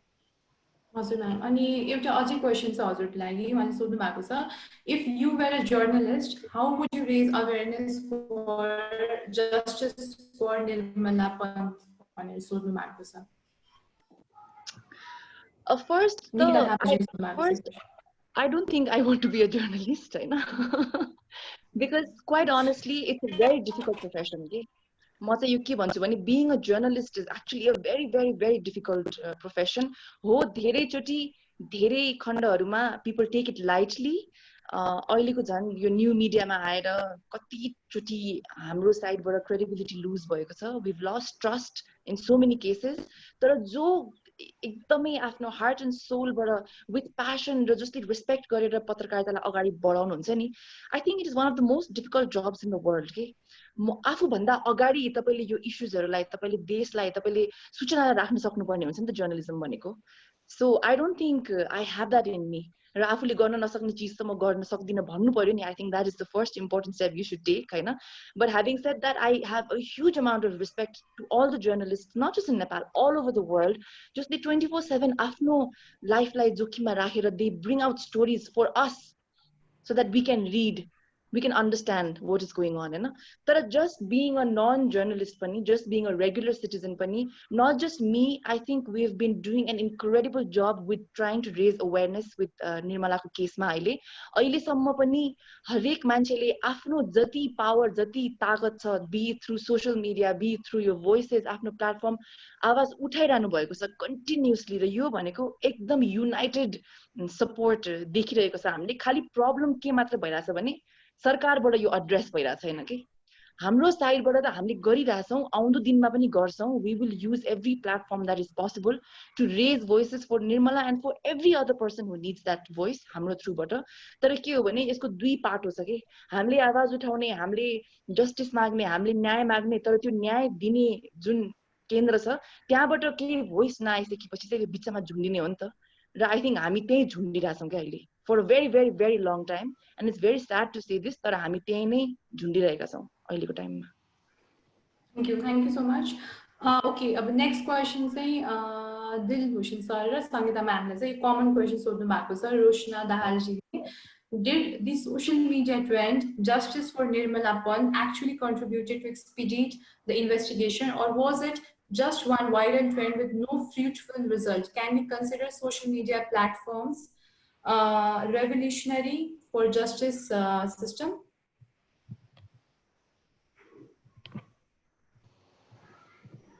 You can answer गर्न चाहनुहुन्छ आई थिंक जसले गर्दा पनि हुन्छ दिलभूषण सरले फर्स्टमा गर्दा पनि हुन्छ संगीता जीलाई दिउँ पहिले लेडीज फर्स्ट हजुर हुन्छ संगीता जी तपाईले जवाफ दिनुहुन्छ तपाईले लार्जर अरु मिडिया पनि मोनिटर गर्नुहुन्छ उहाँको संस्थाबाट संगीता म्याम यो क्वेशन रिपिट गरौँ फेरि हजुरको लागि रिपिट गरौँ म्याम क्वेशन हजुर हजुर हुन्छ हुन्छ एकचोटी रोशना दाहालजीले सोध्नु भएको छ did the social media trend justice for Nirmala Pant actually contributed to expedite the investigation or was it just viral trend with no fruitful result? Can we consider social media platforms a revolutionary justice system? हजुर यो अब कतिपय इस्युहरू धेरै issue काहीँ incident भए पछाडि केही घटना घटिसके पछाडि धेरै इस्युहरूलाई मिडियाले अब एउटा सतहमा ल्याएको छ र त्यसमा राज्य वा विभिन्न त्यसको सरकारवाला निकायहरूमा क्वेसनेबल गरे पछाडि राज्य वा विभिन्न निकाय जो छानबिन समिति छ त्यसले एकदमै जिम्मेवारीपूर्वक त्यो केसहरूलाई सल्टाएको र पछि न्याय दिन सकेका धेरै उदाहरणहरू पनि छन् त्यसमा एकदमै मिडियाको पार्ट ठुलो पनि छ तर अब यो पार्टमा चाहिँ नि अलिकति अब सबैजना अलिकति यो सतहमा गए जस्तो त्यसपछि मिडियाले पनि डेप्थ रूपमा रिपोर्टिङ त्यो अनुसार गर्न नसकेको जस्तो म आफूलाई त्यो फिल चाहिँ नि त्यो हुन्छ जस्तो एकदमै विषय कहिले के एकदमै अब एउटा सोर्सबाट के आउँछ त्यसपछि फेरि त्यो विषय भाइरल हुन्छ अनि त्यसैको आधारमा इन्भेस्टिगेसन प्रहरीले गरेको इन्भेस्टिगेसन कतै मिडियाले गरेको कुराले अलिकति डाइभर्ट पो भइरहेको हो कि जस्तो यो केसमा चाहिँ अलिकति त्यस्तो हुने अनि फेरि अर्को कुरा आउँछ फेरि मिडियाले नै अर्को कुरा ल्याइदिन्छ गर्दाखेरि अलिकति यो विषयमा चाहिँ नि अब मिडिया यो कुनै अब नियत बस त होइन तर मिडियाले पनि त्यो प्रकारले जति हामीले डेप्थमा गएर रिपोर्टिङ गरेर त्यसको चाहिँ नि राज्यलाई त्यो छानबिन गरेर त्यसमा न्याय दिनको लागि एउटा खालको हामीले गर्न सक्थ्यौं त्यसमा चाहिँ नि हामीले अब अलिकति सकेको जस्तो चाहिँ नि लाग्दैन मिडियाको पार्टबाट हेर्दाखेरि मलाई ओके थ्यांक यू संगीता जी तपाईं राम्रो राख्नु मलाई चाहिँ एउटा अलिकति लेट्स अघि हामीले यो कन्भर्सेसनलाई अगाडि बढाउँदै गर्दाखेरि मलाई अलिकति कहीँ यो भन्नुपर्छ जस्तो लाग्यो कि let's please not misunderstand that social or digital media doesn't have contribution. एकदमै ठुलो कन्ट्रिब्युसन छ। हामीले के मात्रै कुरा गरिरहेछौँ भने इथिकल स्ट्यान्डर्ड्सहरूमा चाहिँ ट्रेडिसनल मिडियाहरूलाई लगावमा राख्ने, त्यसलाई कस्ने केही विधिहरू थिए। तर डिजिटल र सोसियल मिडियाहरूको इमर्जेन्स सँगसँगै हरेक संसारभरिका राष्ट्रहरूले नयाँ डिजिटल सोसियल मिडियासँग सम्बन्धित विभिन्न ऐन कानुनहरूमा वर्क गर्दै आइरहेका छन्, बनाउँदैछन् र त्यसलाई व्यवस्थित गर्नलाई बाँकी छ। त्यसकारण काहीँ कता कुनै कुनै ठाउँमा मिडिया लिटरेसी नभएको कारणले गर्दाखेरि कुनै फल्स इम्प्रेसन्सहरू छ र काहीँ कुनै ठाउँमा त्यस्तो हिसाबले डिजिटल र सोसियल मिडिया बदनाम छन् भन्ने निष्कर्षहरू काहीँ काहीँ निस्केका छन्, विच इज ट्रु। तर सोसियल मिडिया र डिजिटल मिडियाको इम्प्याक्ट हामी नबिर्सौँ। तपाईँले निर्मला पन्तको केस जोडिसकेपछि निर्मला पन्तको मात्रै होइन, कुनै पनि विभेद महिलामाथि भएको, कुनै वर्गमाथि भएको, कुनै दलित वर्ग भनेर भनिएको कुनै बहिष्कृतहरूलाई भएको दुर्व्यवहार अथवा भोइसलेसहरूको भोइस पछिल्लो समय यदि कसैले क्याटर गरेको छ भने मेनस्ट्रिम मिडिया, ठुल्ठुला टिभी, ठुल्ठुला पत्रिका, ठुल्ठुला रेडियोहरूले गरेको छैन, सोसियल मिडिया र डिजिटल मिडियाले गरेको छ। तल मधेसमा पोलिटिकल क्याडर्सहरूको उपस्थितिमा कसैलाई दुर्व्यवहार गरिरहेको क्लिप कसैले मोबाइलबाट डिस्क्लोज गरेपछि अनि तपाईँ हाम्रो हातमा पुगेपछि त्यसलाई तपाईँहरूले स्प्रेड गरेपछि अनि त्यहाँ स्टेटको मेकानिजम पुगेको छ र त्यो पीडितले जस्टिस पाएको छ। पछिल्लो समय CNN र BBC मा आएका ठुल्ठुला समाचारहरू सोसियल मिडिया अथवा डिजिटल मिडियामा ब्रेक भएपछि त्यो मेनस्ट्रिमिङ भएको छ। धेरै कुराहरू सोसियल मिडियाले स्टार्ट गरिदिन्छ, धेरै कुराहरू डिजिटल मिडियाले स्टार्ट गर्छ। कहिले कहिले तपाईँको आँखा अगाडि कसैले विभेद गरिरहेको छ, तपाईँ ठुलो मिडिया नपर्खनुहोस्, मलाई नपर्खनुहोस्, तपाईँसँग हातमा फोन छ खिचिदिनुहोस्, फेसबुकमा राख्नुहोस्, याद गर्नुहोस् तपाईँले राखेको सूचनाले अथवा इन्फर्मेसनले त्यो पीडितलाई अरू अन्याय नहोस्, अरू विभेद नहोस्, तपाईँले त्यो पीडामा घाउमा नुन छर्ने काम चाहिँ नगर्नुहोस्। तर यदि न्यायका लागि कुनै विधि अपनाउनु भयो, उसको वास्तविक परिचय नदिएर अथवा अरू कुनै तरिकाहरूले तपाईँले त्यसलाई सूचना ल्याउनु हो भने त फेरि समाजका सचेत मान्छेहरू धुरिएर आएर तिनका लागि न्यायका लागि आवाज उठाउँछन् नि त। त्यसकारण निर्मलाजीको केसमा मात्रै होइन, दुःख लाग्छ कि आजसम्म उनीमाथि, उनका परिवारमाथि, उनका अरू त्यो बहानामा अरू पीडितहरू, त्यसमा विभिन्न तरिकाले सरकारवालाहरू पनि पीडित हुँदै गएका छन्, थप थप भइरहेछ भने चाहिँ त्यहाँ न्याय गर्न सकिएको छैन, राज्यले गर्न सकेको छैन, त्यो अर्को पक्ष। तर आवाज उठाउने सिलसिलामा social media, digital media, mainstream media, सचेत नागरिक, तपाईँ जसले प्रश्न गर्नुभयो, तपाईँ जस्ता इन्डिभिजुअल्सहरू कसैले पनि बाँकी राखेको छैन। त्यसकारण म चाहिँ अघि मैले भनेको फेरि पनि यसलाई समअप गर्दाखेरि सोसियल मिडिया, डिजिटल मिडियाहरू मोनिटर, अर्गनाइज, त्यहाँका प्रोफेसनल्सहरूले अलिकति रेस्पोन्सिबल हुने एउटा पार्ट छ।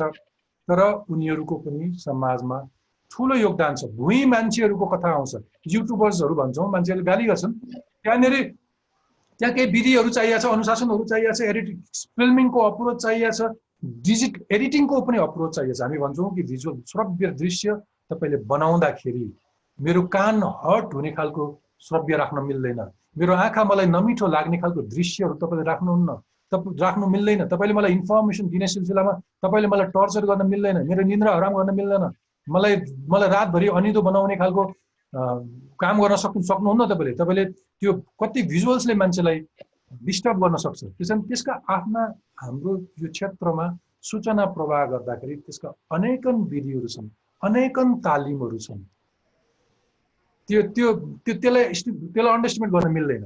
त्यसकारण सोसियल मिडियालाई हामीले अहिलेको कन्भर्सेसनमा यो कुनै कन्क्लुजन ड्र नगरौँ, उनीहरूको ठुलो योगदान छ। यसलाई व्यवस्थितकरण गर्न मात्रै पुग्छ, यसलाई व्यवस्थित गरौँ। तपाईँ सोसियल मिडियामा एन्गेज हुनुहोस्, तपाईँ डिजिटल मिडियामा एन्गेज हुनुहोस्, हेल्दी एन्गेज हुनुहोस्, त्यसले कन्ट्रिब्युट गर्छ। कम्युनिकेसनले जहिले पनि जस्तोसुकै समाजको विकासलाई it contributes. Thank you. Thank you so much. I think हामी अब प्रोग्रामको एन्ड आइसक्यौँ। धेरै राम्रो हेल्दी फ्रुटफुल डिस्कसन्स भयो। जर्नलिजम कसरी डेभलप भइराखेको छ अहिलेको टाइममा, फ्रम ट्रेडिसनल टु न्यू मिडियामा डिस्कसन भयो। हामीले न्युज कसरी चुज गर्नुपर्छ, हामीले कुन न्युज रिलाइ गर्ने नगर्ने, कोड अफ कन्डक्टहरूको बारेमा डिस्कसन भयो. सो नाउ आजको की टेकअवेज एन्ड एउटा क्लोजिङ रिमार्क्स दिनलाई चाहिँ म रुतिशा शर्माजीलाई ह्यान्ड ओभर गर्न चाहन्छु. तपाईँले क्लोजिङ रिमार्क्समै जानुभयो भने यत्रो कन्भर्सेसन गरेपछि केही अपिल गर्न सकिन्छ, किनभने we talk a lot about evil practices अथवा यसका प्रब्लम्सहरूको बारेमा, तर अझै मलाई एउटा दुईटा कन्क्लुजन ड्र गर्न दिनुहुन्छ 1 or 2 मिनट्स म्याक्सिमम? ओके, मलाई चाहिँ बेसिकली अब यति धेरै भइसकेपछि हामी जर्नलिस्टले चाहिँ समाजको जिम्मा लिए जस्तै सबै सुधार्ने मात्रै होइन कि तपाईँ नागरिकको पनि जिम्मेवारी छ कि मलाई सुधार्ने अथवा म जस्तो पत्रकारहरूलाई पनि ठाउँमा ल्याउने. त्यसकारण मेरो आग्रह चाहिँ के छ भने यो सिङ्गो आम सञ्चार क्षेत्रलाई व्यवस्थित बनाउनुपर्छ, इथिकल स्ट्यान्डर्डमा राख्नुपर्छ भन्ने जुन थिम हो त्यसको निष्कर्षमा तपाईँले म 2 मिनटको अवसर लिन्छु अनि बाँकी तपाईँले गर्नुहोला. त्यसमा म चाहिँ फर्स्ट के गर्छु भने आई वुड से यहाँ नागरिकको भूमिका हुनसक्छ. पत्रकारिता क्षेत्र एउटा नागरिक समाजको अङ्ग हो जसको मूलभूत व्याख्या गरेको उद्देश्य के छ भने ऊ समाजको पहरेदार हो. समाजका व्यथितिहरू, समाजमा भएका कुसंस्कारहरू, समाजमा भएका अगतिला अभ्यासहरू, सरकारले गर्ने भ्रष्टाचार अथवा सुशासनसँग जोडिने कति मुद्दाहरू, यिनमा प्रश्न उठाउने जमात हो पत्रकारिता क्षेत्र. तर पत्रकारिता क्षेत्र आफै भ्रष्ट भयो, आफै इथिकल ग्राउन्डमा बसेन, आफै कोड अफ कन्डक्ट फलो गरेन, उसले आफै आचार संहिता पालना गरेन भने त्यसलाई पहिलो प्रश्न नागरिकले उठाउने. तपाईँले मलाई प्रश्न उठाउनुहोस्. सिटिजनको रोल छ. अख्तियार दुरुपयोग अनुसन्धान आयोगले भन्छ नि सरकारी कर्मचारी कार्यालयमा जाँदाखेरि तपाईँलाई भ्रष्टाचार गर्न खोजियो, तपाईँसँग पैसा माग्यो भने अख्तियारले यतिमा डायल गर्नुहोस् भने चाहिँ कुनै पत्रकारले तपाईँलाई त्यस्तो खालको स्वभाव देखायो, तपाईँसँग बार्गेन गर्यो, सूचना छापिदिन्छु भनेर कुनै प्रलोभन देखायो, तपाईँलाई कुनै धम्की दियो भने तपाईँको पहिलो जिम्मेवारी त्यो संस्थाको सम्पादकलाई फोन गरेर भन्नुहोस्. सम्पादकको फोन प्राप्त गर्न गाह्रो छैन कुनै पनि पत्रकारले. सम्पादकले माग्यो भने संगीता खड्काजीहरूको प्रेस काउन्सिल छ, त्यहाँ लेखेर दिउँ, पुलिसलाई दिउँ, सरकारी संयन्त्रहरूमा दिउँ, प्रेस रिलिज जारी गर्नुहोस्, प्रेस कन्फरेन्स गर्नुहोस्, अरू पत्रकारहरूलाई बोलाएर. हामीले प्रश्न गर्नुपर्छ नागरिकको तह. अर्को इन्स्टिट्युसनको रोल छ. इन्स्टिट्युसन्सहरूले सूचना प्रवाह गरेनन् भने कुनै मलाई सूचना चाहियो गाउँपालिकामा अथवा कहीँ सूचनाको अधिकार छ, तपाईँले पनि आफ्नो वडामा, आफ्नो गाउँपालिकामा, आफ्ना कुनै सार्वजनिक संस्थामा गएर यो सडकको कति बजेट हो, कसलाई ठेकामा दिएको, कुन विधि अपनाएर ठेका दियो, प्रतिस्पर्धा भयो कि भएन, यो कहिले सकिन्छ हैन भनेर तपाईँले प्रश्न सोध्न पाउनुहुन्छ. नेपालको संविधानले तपाईँलाई त्यो अधिकार दिएको छ. तपाईँले ती निकायमा प्रश्न सोध्नुहोस्.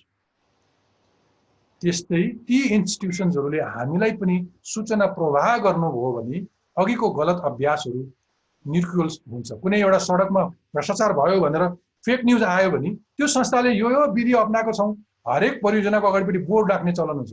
सडक पुल जे भन्दैछ अगाडिपट्टि यो यति पैसामा, यति ठेकामा यो संस्थालाई दिएको, यति समयमा सकिन्छ, यति बजेट, यो बजेट सरकारको, स्थानीय सरकारको, यो बजेट केन्द्र सरकारको, यो अनुदानको भनेर लेखिएको हुन्छ. त्यो राखिदिने बित्तिकै त्यसले एउटा समस्या समाधान हुन्छ जस्तो लाग्छ मलाई. अर्को चाहिँ संगीताजीहरूको जस्तो संस्था, प्रेस काउन्सिल, नेपाल पत्रकार महासङ्घ जस्ता संस्थाहरू छन् जसले तिनीहरूलाई मोनिटर गर्नुपर्छ, समय अनुसार तालिमहरू दिनुपर्छ, ती पत्रकारहरूलाई शिक्षित बनाउनु पर्छ, संसारका कुनै नमुनाहरू देखाउनु पर्यो र उसलाई आचार संहितामा राख्नलाई त्यस्तो केही गर्नुपर्छ जस्तो लाग्छ मलाई. मैले यति चाहिँ भूमिका बाने, अरू निष्कर्ष तपाईँलाई निकाल्न रहन्छ. धन्यवाद.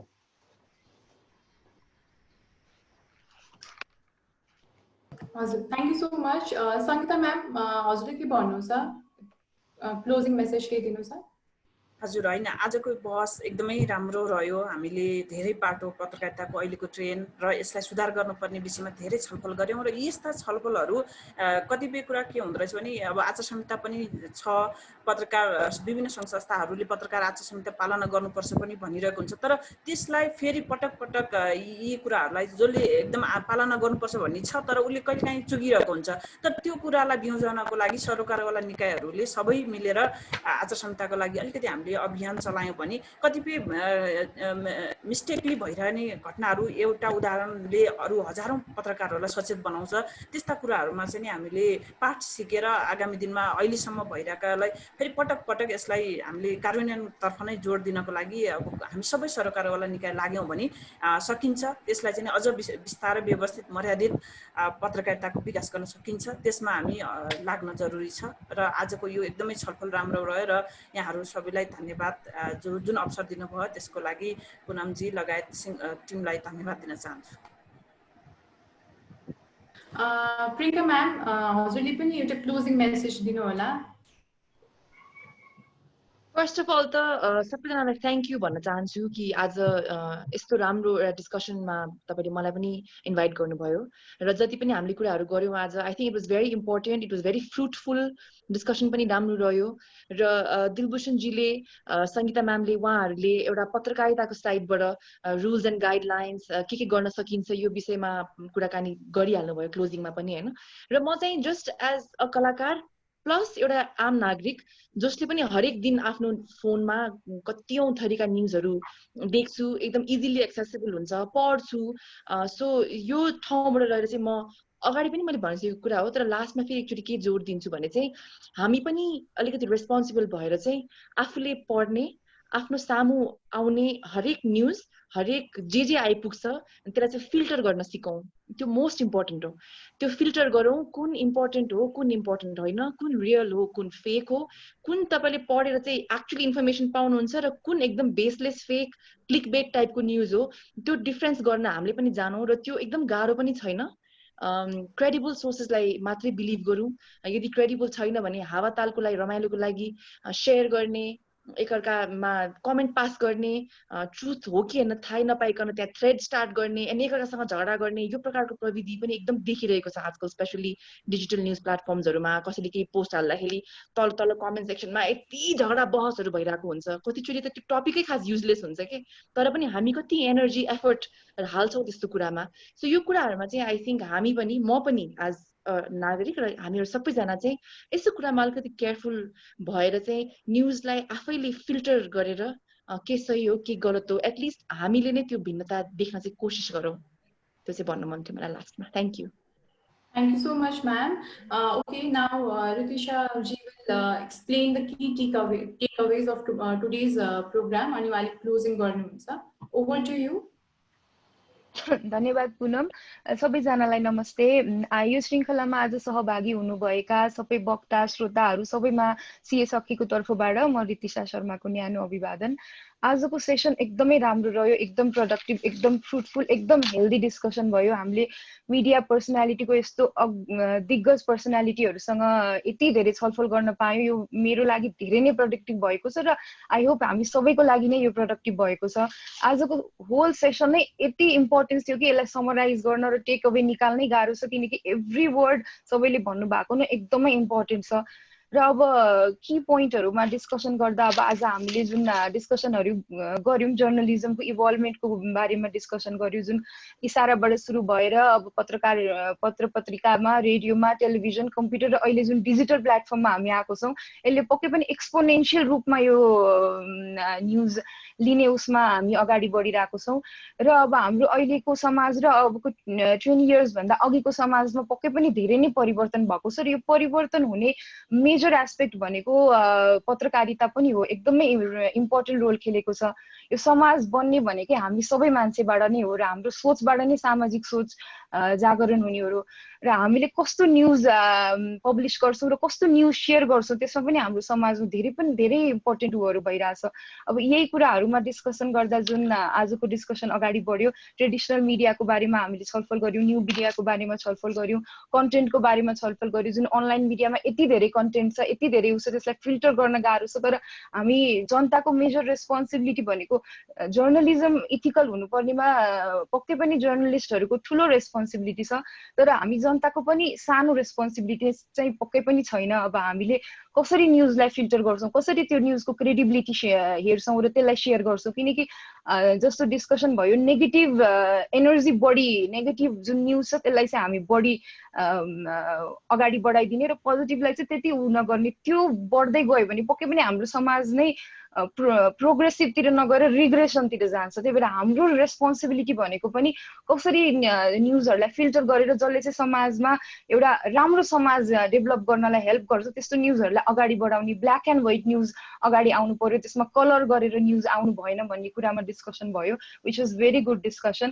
जस्तै अब टकको बारेमा नि कुरा भयो र अब हाम्रो इथिकल जर्नलिजममा इन्क्लुजनको इम्पोर्टेन्सको बारेमा पनि हामीले डिस्कसन गर्यौँ, समावेशीकरणलाई कसरी अगाडि बढाउनु पर्छ गर्नुपर्छ, कसरी समाजमा जुन परिचित व्यक्तिकोहरूको मात्र नभएर अपरिचित र अगाडि ल्याउनु पर्ने व्यक्तिहरूलाई पनि हामीले कसरी समावेश गर्न सक्छौँ जर्नलिजमको थ्रुबाट भन्ने कुराहरूमा डिस्कसन भयो। टु वे कम्युनिकेसनको कति इम्पोर्टेन्स हुन्छ भन्ने कुराहरूमा पनि डिस्कसन भयो हाम्रो। र त्यस्तै अब यो अहिलेको जमानामा डिजिटल प्लेटफर्ममा न्युज यति फास्ट भाइरल भएको हुन्छ, यति फास्ट भइरहेको हुन्छ, यसको पक्कै पनि एभ्री +1 को सँगसँगै -1 पनि सँगै आएको हुन्छ र यति धेरै एक्सपोनेन्सियल रूपमा बढिरहेको यो पत्रकारितामा पक्कै पनि अलिकति नेगेटिभिटी, अलिकति नराम्रो असर हुने त यो अभियस नै छ। यसलाई कन्ट्रोल गर्ने पनि धेरै मेकानिजमहरू अगाडि बढाइरहनु भएको छ, तर त्यसमा अब हाम्रो रेस्पोन्सिबिलिटी कसरी त्यसलाई फिल्टर गर्ने भन्ने कुरामा पनि हामीले धेरै डिस्कस गर्यौँ। र अहिलेको मिडिया भनेको कमर्सियलाइजेसनमा बढी गएको हो कि मनी मेकिङमा गएको हो कि पक्कै पनि विज्ञापनको इम्पोर्टेन्स छ भनेर हामीले यो कुरा पनि डिस्कस गर्यौँ। विज्ञापन नभइकन जर्नलिजम अगाडि बढ्न सक्दैन, विज्ञापन त धेरै ठुलो आधार हो, तर विज्ञापन सँगसँगै अब रेस्पोन्सिबिलिटीको कुरा पनि सँगै ल्याएर त्यसलाई मनी मेकिङ र कमर्सियलाइजेसनमा मात्र नगएर एक्चुअलमा अब निष्पक्ष न्युज, सत्य तथ्य र निष्पक्षको रूपमा आधारित न्युजलाई चाहिँ कसरी अगाडि बढाउने भन्ने कुरामा पनि हामीले डिस्कसन गर्यौँ।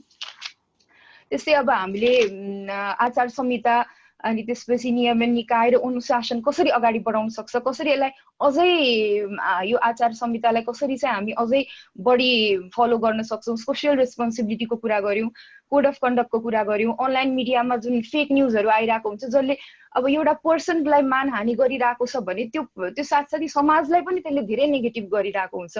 कुनै एउटा फेक न्युजले एउटा मान्छेमा नराम्रो असर एउटा मान्छेमा मात्र केन्द्रित हुँदैन, त्यसले होल समाजमा नै कसरी चाहिँ त्यो नेगेटिभ फैलाइदिन्छ र त्यसलाई हामी सबैको जर्नलिस्टदेखि लिएर सामान्य नागरिकको पनि के दायित्व हुन्छ त त्यसलाई चाहिँ नेगेटिभिटीमा नगएर पोजिटिभिटीमा र इथिकल जर्नलिजममा कसरी हामी एउटा सामान्य व्यक्तिले पनि कसरी यसलाई चाहिँ प्रोत्साहन गर्न सक्छौँ भन्ने कुरामा पनि हामीले धेरै डिस्कसन गर्यौँ यो कुरामा। त्यस्तै अब मिडिया लिट्रेसीको कुरा गऱ्यौँ हामीले धेरै नै यसमा धेरै प्रश्न पारिदिनु भयो र सूचनालाई भेरिफाई र अथेन्टिकेट गर्ने कति ठुलो यो रोल हुन्छ भन्ने कुरामा पनि हामी यसमा पनि चर्चा गर्यौँ। र फेक न्युजले असर गर्ने कुराहरू अब यसलाई वास्ता नगर्ने, जुन प्रियङ्का म्यामले भन्नुभयो वास्ता नगर्ने सबैभन्दा इम्पोर्टेन्ट कुरा भनेको अथेन्टिकेट गर्ने र कुन यो न्युज राम्रो छैन, यो न्युज राम्रो सोर्सबाट आएको छैन भने त्यसलाई नेगेटिभ कमेन्ट या केही पनि नगर्ने, त्यसलाई वास्ता नै नगर्ने। वास्ता नगरेपछि obviously they will not rise, त्यो अगाडि बढ्दैन र समाजमा त्यस्तो नेगेटिभिटी नफैलाउनमा हामीले पनि धेरै रोल खेल्न सक्छौँ। ल अब पत्रकारिता र अब एक्टर्सहरूको हेल्दी रिलेसन, डिस्टेन्स मेन्टेनेन्सको कुरा पनि गऱ्यौँ। त्यस्तै अब सोसियल मिडिया, डिजिटल मिडियाले कसरी अवेरनेस क्रिएट गर्न हेल्प गरिरहेको छ, कसरी जस्टिसमा हेल्प गरिरहेको छ, किनकि अहिले त न्युज भनेको एउटा मिडिया पर्सनालिटीमा नभएर सबै हरेक वर्ग हरेक जनतामा नै एक्सेस भएको कुरा हो र प्रकाशन गर्न पनि हामीमा पनि सर्टेन फलोवर्सहरू भएको र हामी पनि भाइरल बनाउन सक्ने हामीमा पनि त्यो क्यापेसिटी भएको छ र कस्तोलाई चाहिँ अब हामीले समाजमा हुने अन्यायहरू अत्याचारहरूलाई चाहिँ कसरी चाहिँ त्यसलाई हामीले जुन निकायमा पुर्याउनु पर्ने हो त्यो निकायमा पुर्याउन सक्छौँ। एउटा सोसियल रेस्पोन्सिबिलिटी भनेको जर्नलिस्टमा मात्र नभएर हामी जनतामा पनि उत्तिकै नै हुनुपर्छ भन्ने कुराहरूमा जुन आज केन्द्रित भयो, यो एकदमै राम्रो डिस्कसन भएको छ, एकदम हेल्दी फ्रुटफुल प्रोडक्टिभ डिस्कसन भएको छ सबै। र यो यस्तो टपिक हो कि यो एउटा डिस्कसनमा मात्रै सीमित हुने, यसले जस्टिफाई गर्दैन यो टपिकलाई। त्यसले गर्दाखेरि हामीले अब यो सिरिज अफ डिस्कसन गर्छौँ। आज यो फर्स्ट डिस्कसन हो भने हामी आगामी दिनहरूमा पनि यसलाई सिरिज अफ डिस्कसनमा लिएर जान्छौँ।